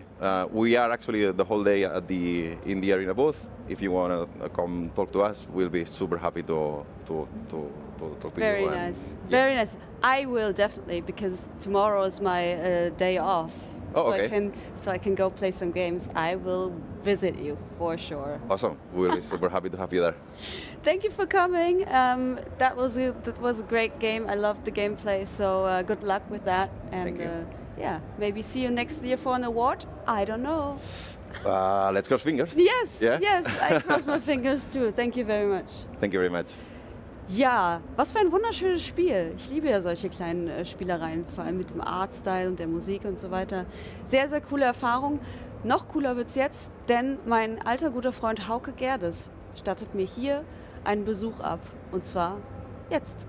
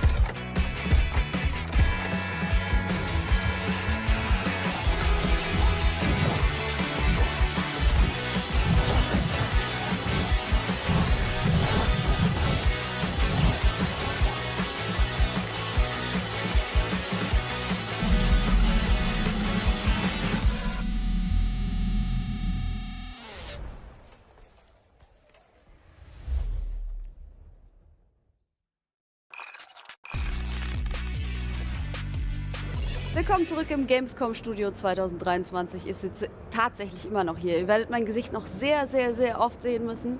Aber das ist gar nicht schlimm, denn ich habe immer eine tolle Begleitung neben mir. Und heute freue ich mich ganz besonders, dass mein guter alter Freund Hauke hier ist. Hallo Hauke. Hallo Anne, danke fürs Einladen. Hi. Ich habe dich natürlich nicht nur so eingeladen, obwohl das auch witzig wäre auch schön gewesen, aber man könnte ja stundenlang über alles sprechen, aber wir möchten natürlich über euer Spiel Coreborn sprechen. Danke, umso besser. Umso besser, ja eben. Dann hat es auch noch einen Zweck, die ganze Veranstaltung hier. Ja, erzähl doch einfach mal, was ist Coreborn für alle Leute, die wirklich noch nie davon gehört haben? Ich versuche mit der Stimme das Beste. Okay. Coreborn ist ein Social Survival Sandbox Game. Also ganz viele sagen auch immer MMO. Wenn ich jetzt so ein bisschen erkläre, versteht man, warum Leute das immer sagen. Also im Grunde musst du dir das so vorstellen, dass du ein ganz klassisches Survival Game hast. Du hast halt einen Server, den weisen wir dir aber zu. Es gibt keine Dedicated Server. Und auf dem Server bist du so mit 100 bis 200 Leuten, je nachdem, was gerade so Sinn macht. Als Gesamtzahl, live sind so 25. Und da baust du, sammelst Ressourcen, es gibt kein PvP, das ist einfach nicht so Teil unseres Loops. Und dann machst du Progress, ich erkläre gleich gerne, wenn du willst, auch noch mal ein bisschen mehr über den Progress, aber im Grunde baust du so einen Town, da kannst du so ein Stück des Landes claimen und das wird immer höher, das Level von diesem Town, du kannst immer mehr Zeug bauen, du selber hast auch Berufe und. Dann gibt es eine Hauptstadt, das ist unser Social Hub und in dem kannst du alle Leute treffen von allen anderen Survival-Servern. Okay. Kannst mit denen handeln, interagieren, kannst auf deren Server wechseln, wenn du dich mit denen gut verstehst und so weiter. Und dann haben wir jetzt zur Gamescom, weil wir im Early Access sind, ist ja alles noch so, ne? Wir probieren noch viel rum, haben wir jetzt unser erstes Adventure gebracht und Adventures sind...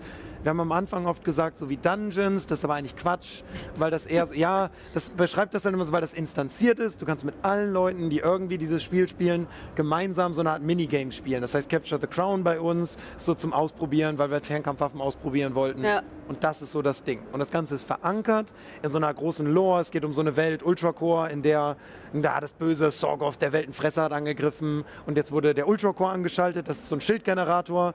Und der ist quasi gerade angeschaltet worden. Und du als Spielerin gehst jetzt raus und musst die Welt wieder bevölkern. Und darum baust du eben diese Towns und so weiter. Ha! Gameplay. Oh, man sieht sogar, ja. Super gut, wie aufs Stichwort.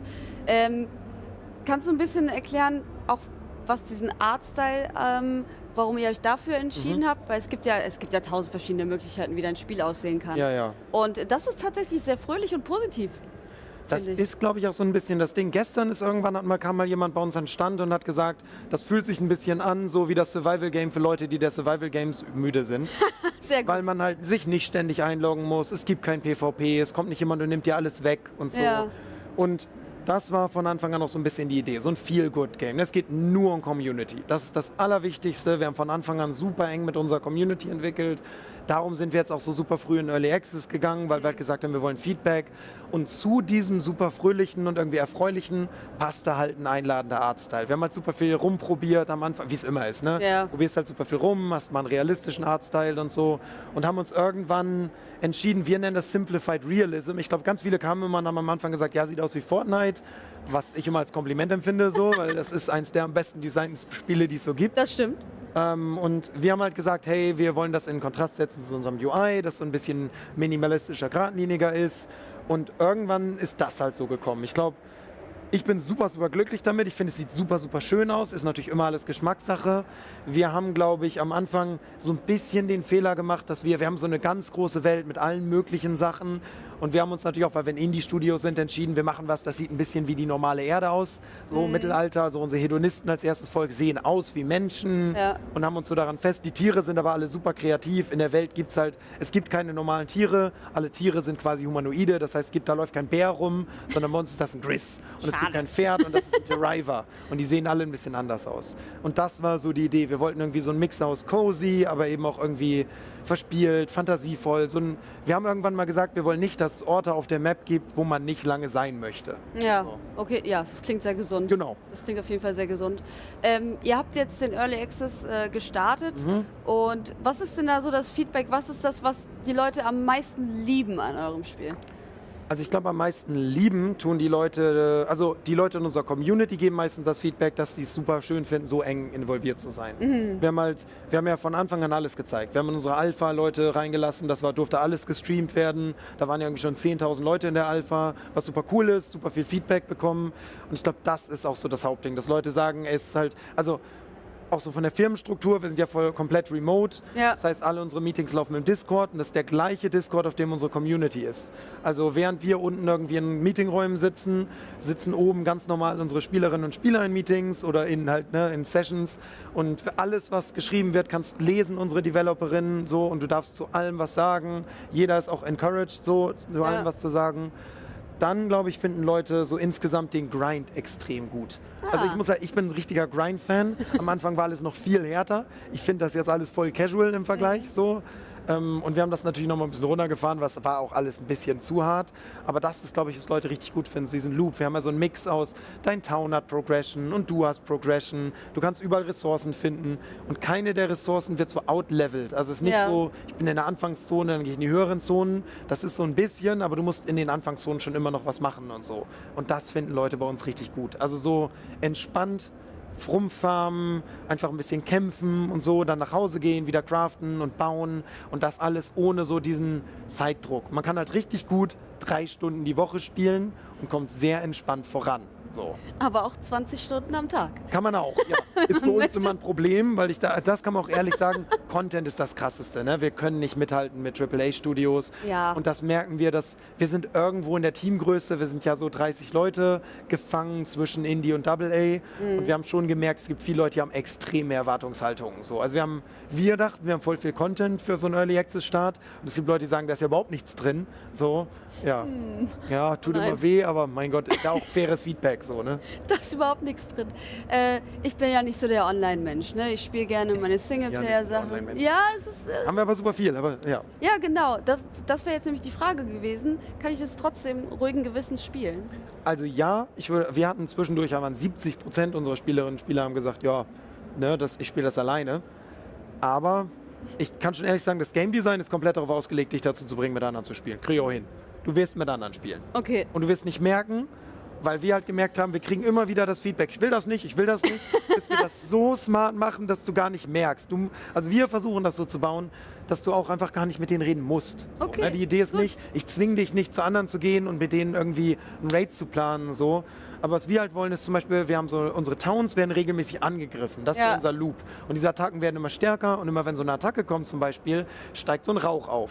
Und du wirst irgendwann so einen Rauch sehen und denken, ah cool, da gibt's ja Loot, geh ich doch mal hin. Aber das sind doch andere. Ja, und das ist ja das Town von anderen. Du redest dann nicht mit denen, aber du hilfst denen dann halt zu verteidigen. Dann sagt einer Danke oder winkt. Dann denkst du, ja, man ist ja auch nicht unhöflich, da winkt man mal zurück. Und beim nächsten Mal sagt man mal Danke und beim übernächsten Mal Hallo. Und schwuppdiwupp habt ihr zusammen einen Town gebaut. Weil du kannst ganz viele Towns bauen. Du hast nicht so ein Town und das alles, sondern du kannst ganz viele haben. Sehr gut. Ich würd gerne so lange noch mit dir sprechen, Hauke, weil du auch immer so viel zu erzählen hast. Ich Und das rede ist auch so mal lang. mit so einer Freude alles ausstrahlst. Deswegen tut es mir leid, dass wir leider nicht mehr viel Zeit haben. Sag doch ganz schnell noch, wo man euer Spiel spielen kann hier. Ist jetzt im Early Access. Man kann hier auf der Indie Arena Booth unser Spiel spielen. Also man kann jetzt einfach vorbeikommen. Wir sind den ganzen Tag am Stand, freuen uns riesig. Am liebsten höre ich, was man scheiße findet. Geil. Weil schlechtes Feedback hilft mir gerade viel mehr. Alle finden es so gut. Wäre gut, wenn mal jemand da ist, der sagt, nee, ich finde es richtig kacke. Okay, also dann komm vorbei. morgen ist mein freier Tag. Dann Geil. komme ich vorbei und sag, was scheiße ist. Das würde mich richtig freuen. Super, Hauke. Das machen wir so. Vielen Dank. Danke für die Einladung. Sehr gern. Ja, Leute, das war Hauke. Ich bin jetzt sehr glücklich, dass wir das tatsächlich geschafft haben hier auf der Gamescom. Und ja, bleibt dran. Es geht weiter mit spannenden Sachen. Wir haben wir haben noch so viel für euch vor. Bis dann. Liebe Leute, ich bin hier mit Max, a.k.a. Henno, a.k.a. Hand of Blood, a.k.a. 15 andere weitere Persönlichkeiten, die du in dir vereinst. Ja. Einer der größten... Ohne Schizophrenie. Ohne Schizophrenie, das ist die Leistung dabei. Und du hast gerade schon gesagt, dir ist eigentlich alles egal. Dir ist alles egal, egal was wir hier machen, egal wo wir es machen, du bist dabei. Ist eine Gamescom für dich in dem Rahmen überhaupt noch Spaß? Naja, erstmal ist es Arbeit. Also ich sehe das ganz klar so als zum Beispiel 5. Quartal an der Gaming-Industrie. Aber Anteil von meiner Arbeit ist natürlich auch der Spaß vorhanden. Aber ich bin jetzt nicht zum Spaß hier. Aber ja, ich habe Spaß. Okay, du hattest jetzt gestern diesen riesigen AMD-Showcase, wo man gefühlt vor tausenden Menschen angeschrien wird und du natürlich mit deinem alter Ego davor vor den Massen standest. Wie kommst du danach runter? Man hört unseren Stimmen vielleicht so ein bisschen an. Es ist jetzt so Samstag und es kann jetzt auch langsam zu Ende sein, weil ansonsten bricht die Stimme. Wie schaffst du das? Wie kommst du da wieder runter und sagst dann, okay, jetzt bin ich zu Hause im Hotel? Oder? Ich kann dir so ein Gelo-Revoice geben. Habe ich tatsächlich sogar selber 2 davon. Kirschmenthol, super. Ja, ist das Geilste. Ja. Absolut. Aber wie kommst du danach im Hotel runter und sagst, so, jetzt atme ich einfach mal durch? Oder bist du komplett auf Achse und auf Spannung? Das ist so ein bisschen, also ich glaube, der Körper schaltet bei mir während der Gamescom und auch gewiss bei anderen Creatoren oder allen Leuten, die hier im Arbeitsmodus sind, voll auf Adrenalin, auf Endorphine. Und sobald man, glaube ich, zu Hause ankommt, fährt der Körper komplett runter, fährt der Kopf komplett runter und dann kommt die werden auch alle Grippe. krank. Dann kommt die Grippe. wirklich. Das ist genau das Gleiche. Das ist Immer quasi schon durch. Wie wenn man irgendwie auf einem Business-Trip ist, irgendwie im Ausland. Alles ist nur auf Modus und Durchziehen. Und so ist es hier auch. Hinzu kommt natürlich, dass ich das schon seit vielen Jahren mache und auch Moderationserfahrung habe. Deswegen fallen mir Bühnenauftritte deutlich leichter als andere, zum Beispiel Streamende, die ja den ganzen Tag eigentlich nur in ihrem Kämmerchen hocken, mit sich selber reden.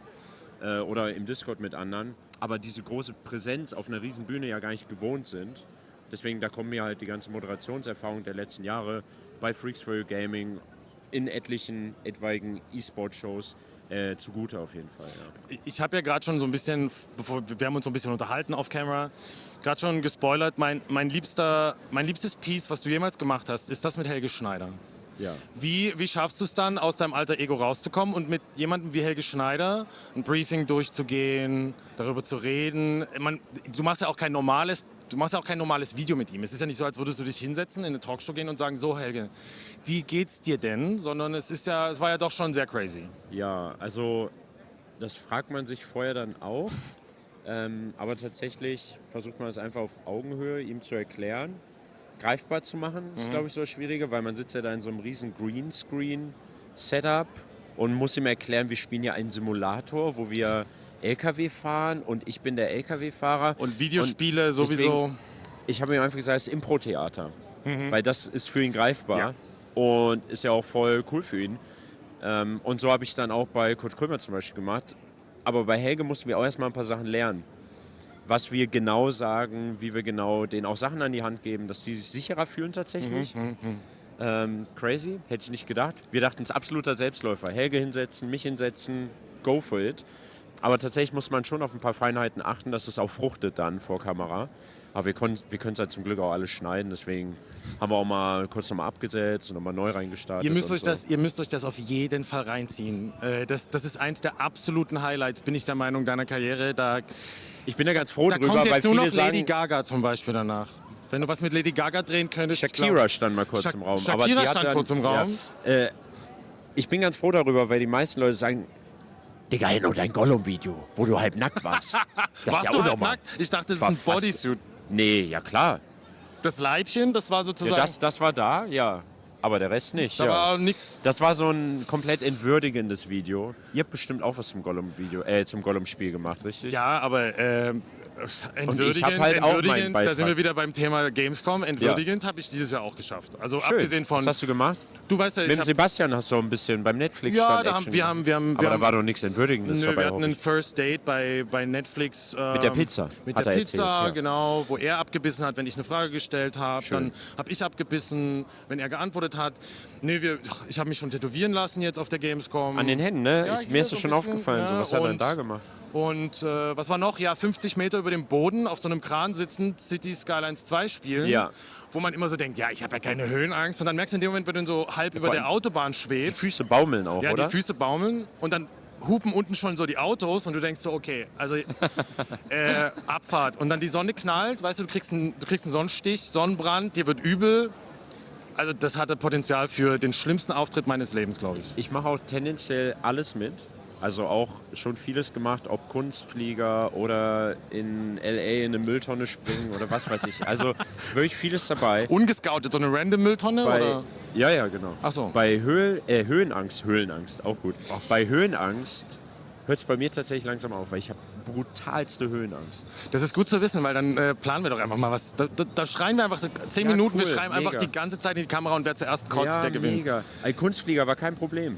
Weil da hast du keine Relation zum Boden. Ja. Das ist einfach egal. Aber wenn du siehst, bei mir ist es immer so, wenn ich nach oben schaue und die Drohne, die sie da irgendwie hochgeschickt haben, die flog dann um diese Plattform drumherum und ging immer hoch, runter und ich dachte so, okay, bisschen Leute. geeiert. Ja. Und ich dachte so, Leute, irgendwie...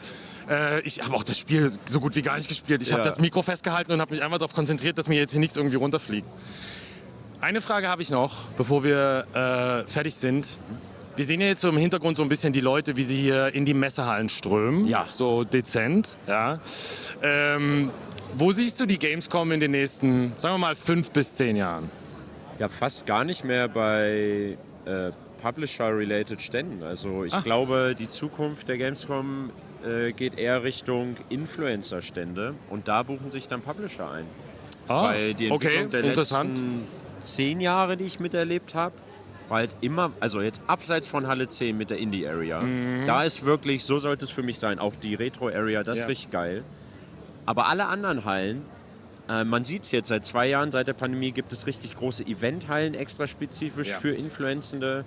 Ob da ein Monte mit seinem Gönnergy was macht oder ich mit AMD, wobei das war nochmal sogar eine zweite Eventhalle quasi streng genommen. Ich glaube, EA ist nicht mehr da, Blizzard ist nicht mehr da. Ja, im Moment gerade gar nicht. Mit diesen großen, riesen, hallenfüllenden Ständen.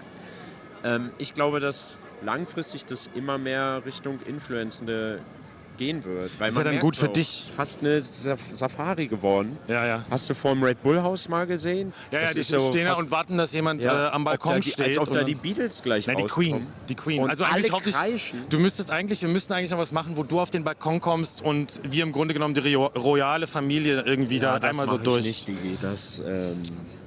Aber ja, also ich glaube... Vorhin hat er noch gesagt, er macht alles. Ja, aber ohne dich. Ach, ohne mich? Wow, das ist jetzt auch das Schlusswort, würde ich sagen. Ohne mich geht alles, mit mir geht nichts. Ich bin da nämlich gestern aus diesem Red Bull Haus raus und dachte so, also egal was hier gerade passiert, eigentlich ist es doch der falsche Ort, weil hier soll es um Spiele gehen.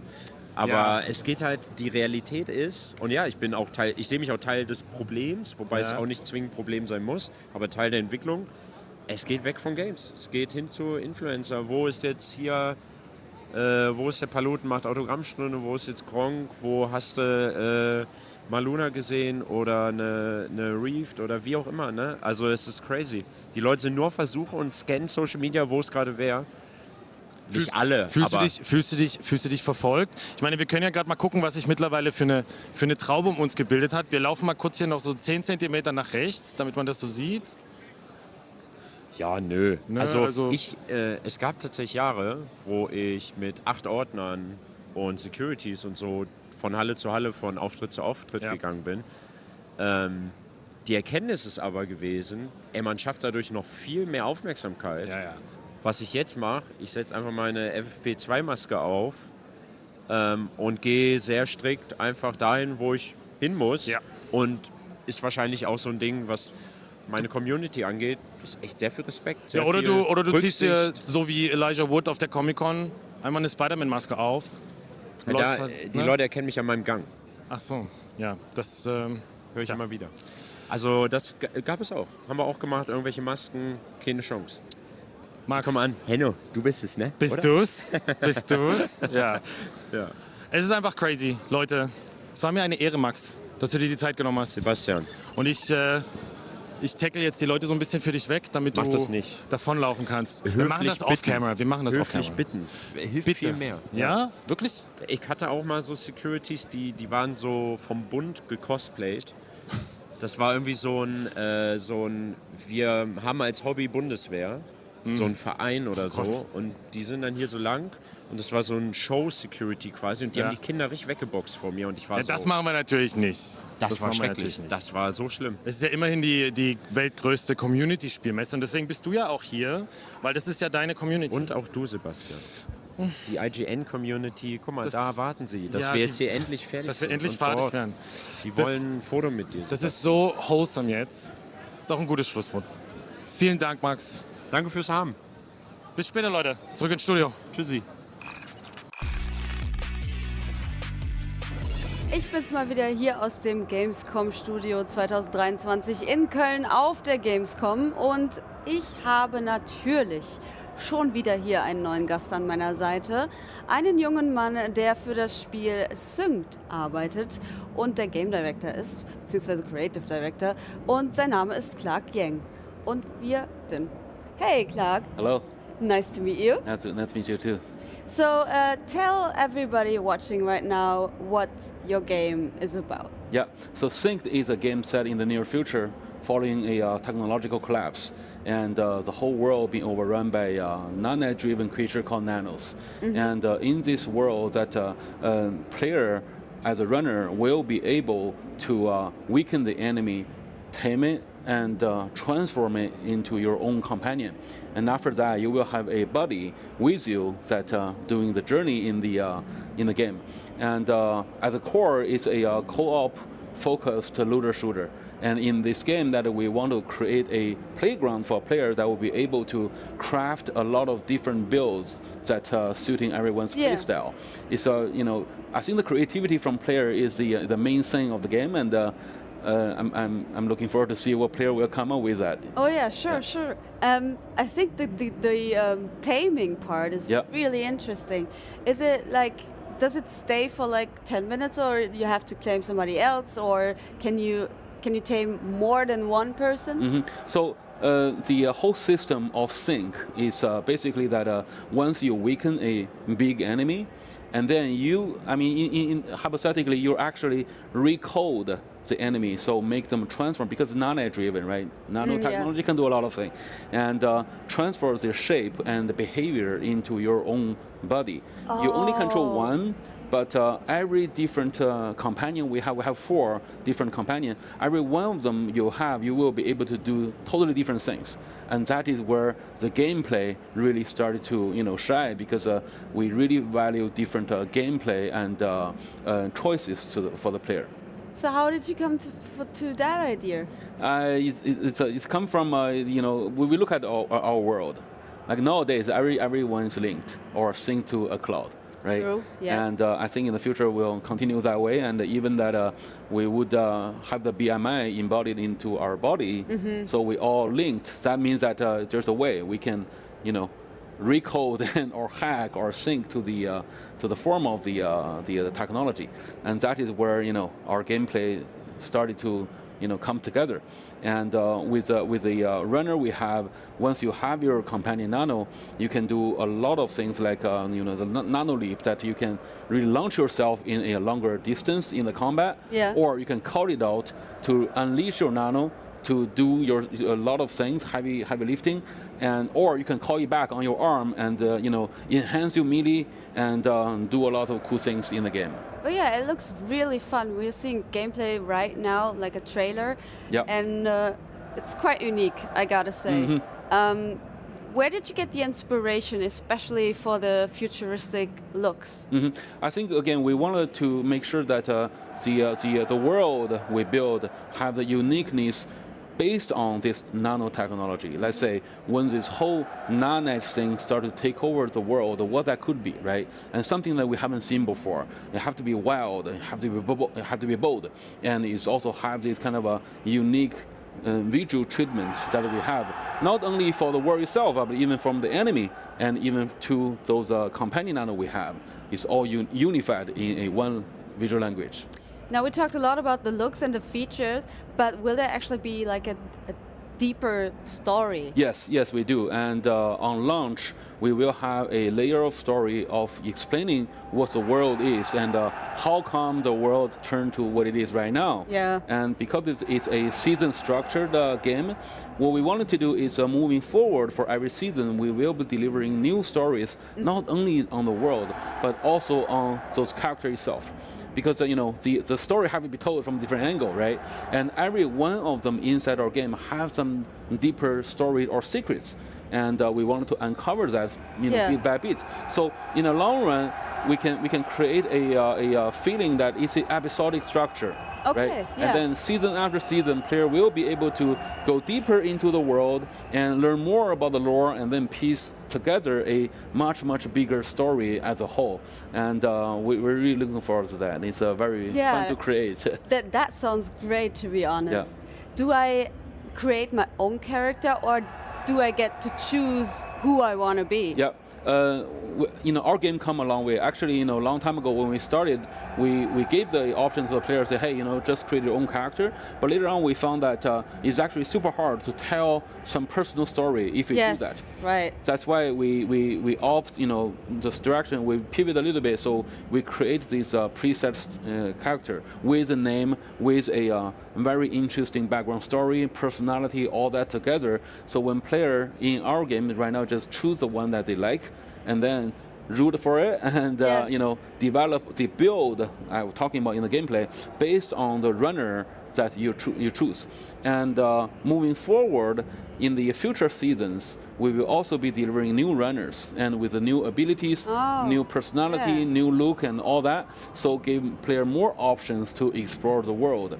I think that at the end, player will be able to really being creative, not only just by the look of the character, but more like on the gameplay wise, that what you can do with them.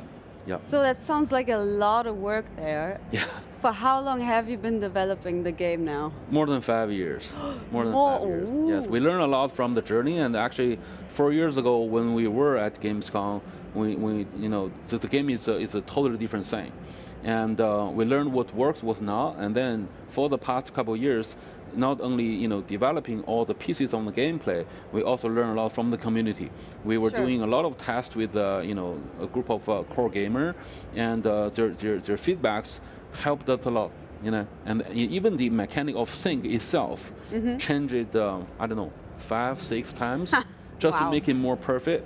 I mean, it's hard to being perfect, and I won't say it's perfect now, but at least that it's a right place, and it leaves us a even bigger space in the future that we can improve and getting even more features in the game. I think that's super exciting. Yeah, you mentioned feedback already. How important is that, or like what kind of feedback do you get? every time we're doing this test with the player, we always highly engage with the community. And the community is also very engaged with their feedback. And sometimes it's good feedback, sometimes it's very critical feedback. So, I mean, for us, we're all welcome to all of that because I think every bit of it will make our game better. For example, at the beginning, at one point, when you have your companion is actually just standing right beside you. Yeah. Which is good that you always feel it's the present of that, but on the other hand, gameplay-wise, it blocks your view, right? Yep. It's not perfect. So from there, we say, okay, that is the feedback from the player, and we also know that. And then later on, we develop the feature that, you know what, when you're not really using your companion, you can call it back and dock on your arm.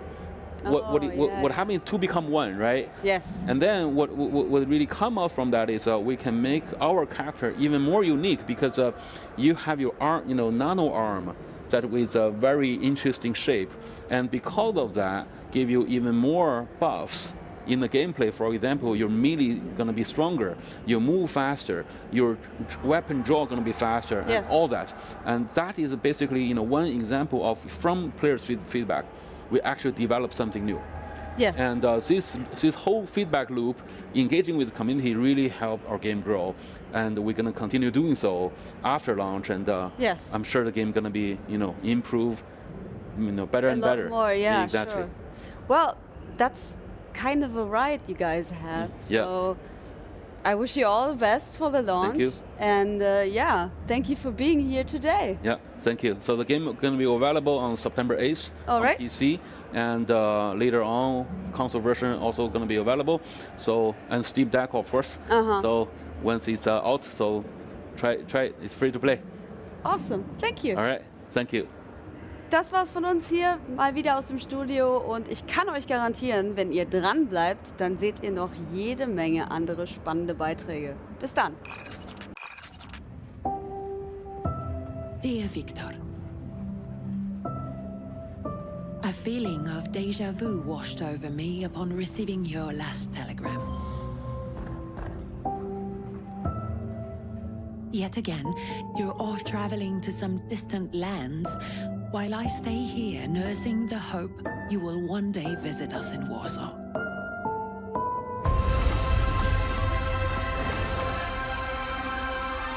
I miss the old days when things seemed so simple. Even if we already knew back then, we may never be truly free. I long for the chance to show you how much our city has changed. To let you hear all these different languages that now echo down the streets we once aimlessly wandered together. Yet all that is mere fantasy. The past is gone, never to return, it seems.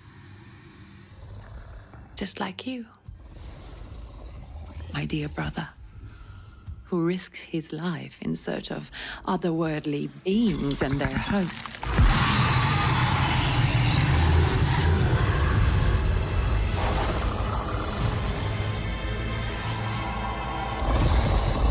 Sometimes I think it is for the best that I do not share this gift with you and Papa.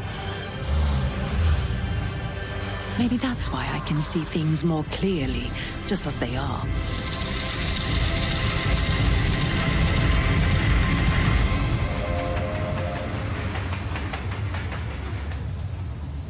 Therefore, I beg you, Victor, come back to us and reconcile with your father. You never know when it will be too late.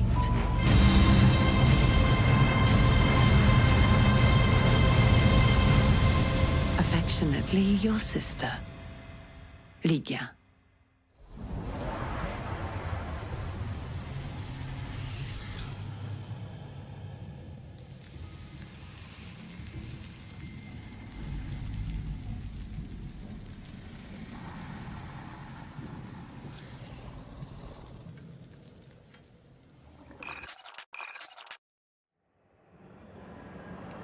Willkommen zurück hier im Gamescom Studio 2023. Hier ist eine Menge los bei uns.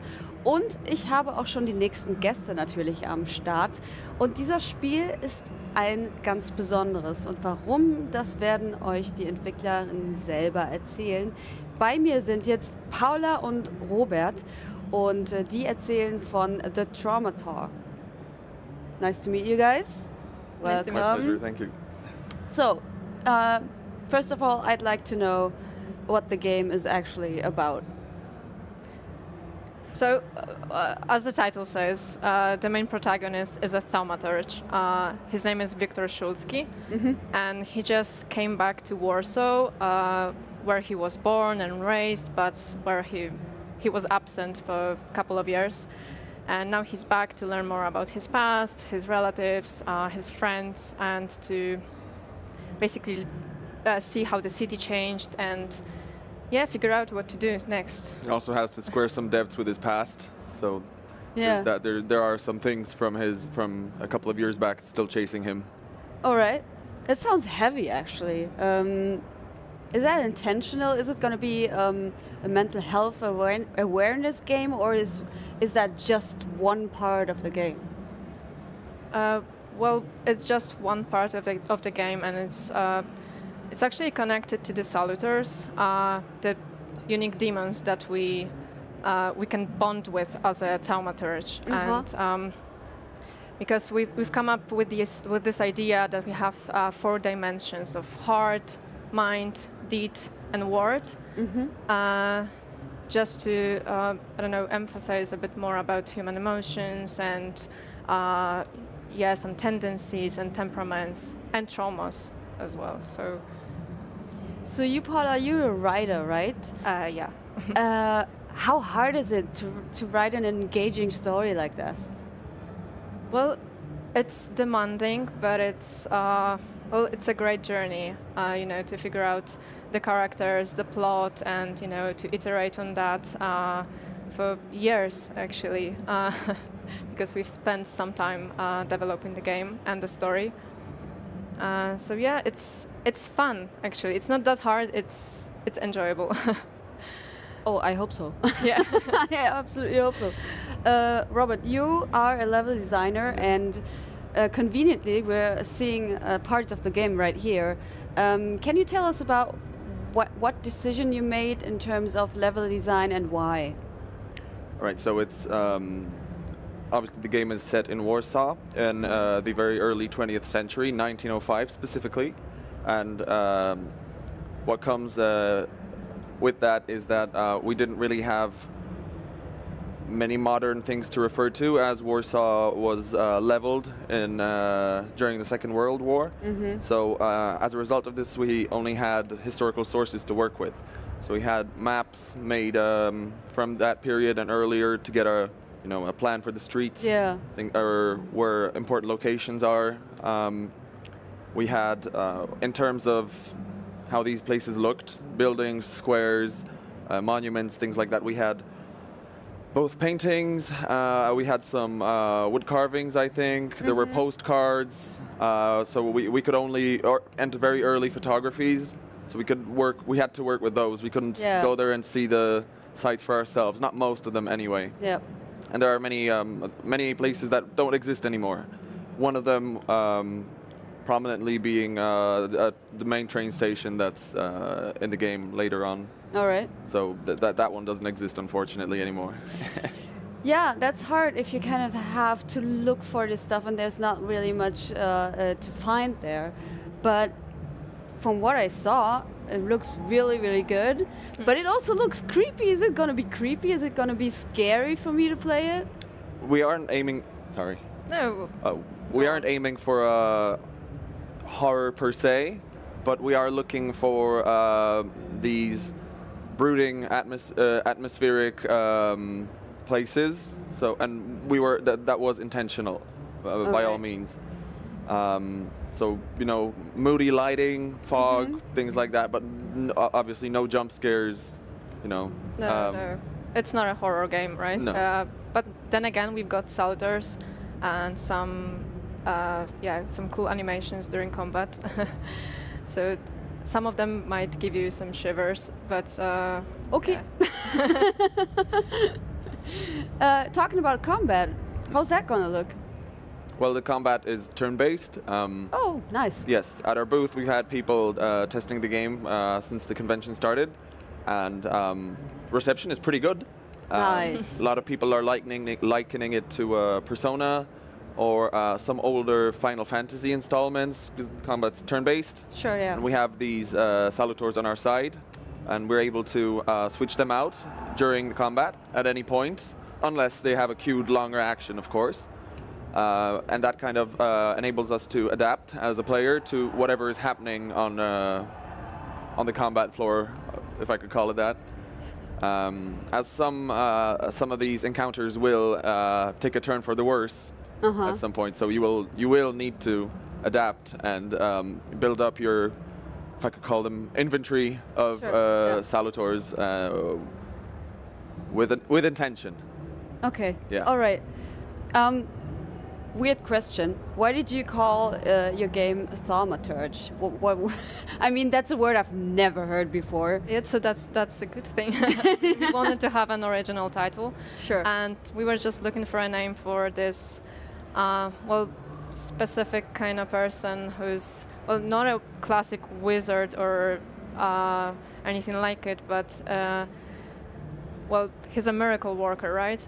And he works with human emotions and flaws and so on. And we just, we did some research and we found this word from Greek, thauma, and we thought, this sounds really cool. Yeah, that works. Yeah, it works though. Everybody's asking, right? What's that word? That's really good. That's really good.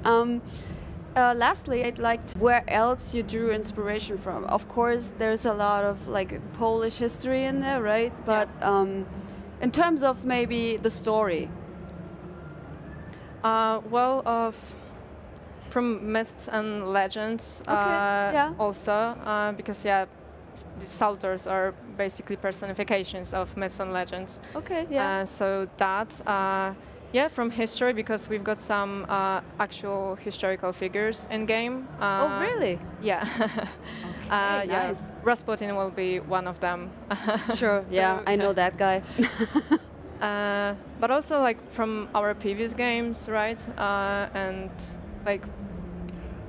given the themes that are in the game, so difficult moments in human life, working with emotion, so drawing from our own personal experience, our own lives as well, and those of others, their own stories as well. So there's a big mix of inspirations in here. Where can we find the game here at Gamescom? At Gamescom you can find the game at Hall 10.1. There is an 11-bit publishing booth. Yes. Big red thing. We have a black curtain in the front because unfortunately the game's 18 yeah, plus. I think I saw that so one. Yeah. If you aren't an adult, we're sorry. Hopefully you will be by the time the game releases. Nice. Do we have any update on that, or is that still this year? This year still. Fourth quarter. Right. Nice. I'm looking forward to it because it sounds really interesting. So thank you guys for coming and telling us more about the game. Ja, Leute, das war's wieder mal hier von mir aus dem Studio, aber ihr kennt das Spiel, ihr solltet dranbleiben. Willkommen zurück hier im Gamescom Studio 2023 von der Gamescom 2023 in Köln. Das war's leider schon wieder für heute. Der Tag verging wie im Flug, aber so ist es ja immer, wenn es Spaß macht. Da geht das alles ganz schnell. Glücklicherweise ist noch ein Tag übrig und den haben wir morgen prall gefüllt mit ganz, ganz viel Indie-Extravaganza. Wir waren für euch an der Indie-Arena-Booth und haben ein paar Sachen angespielt und ich werde ganz, ganz viele Gäste hier haben aus dem Indie-Bereich, die mit wunderschönen Spielen zu uns gekommen sind. Also solltet ihr morgen definitiv wieder einschalten. Macht's gut und bis morgen.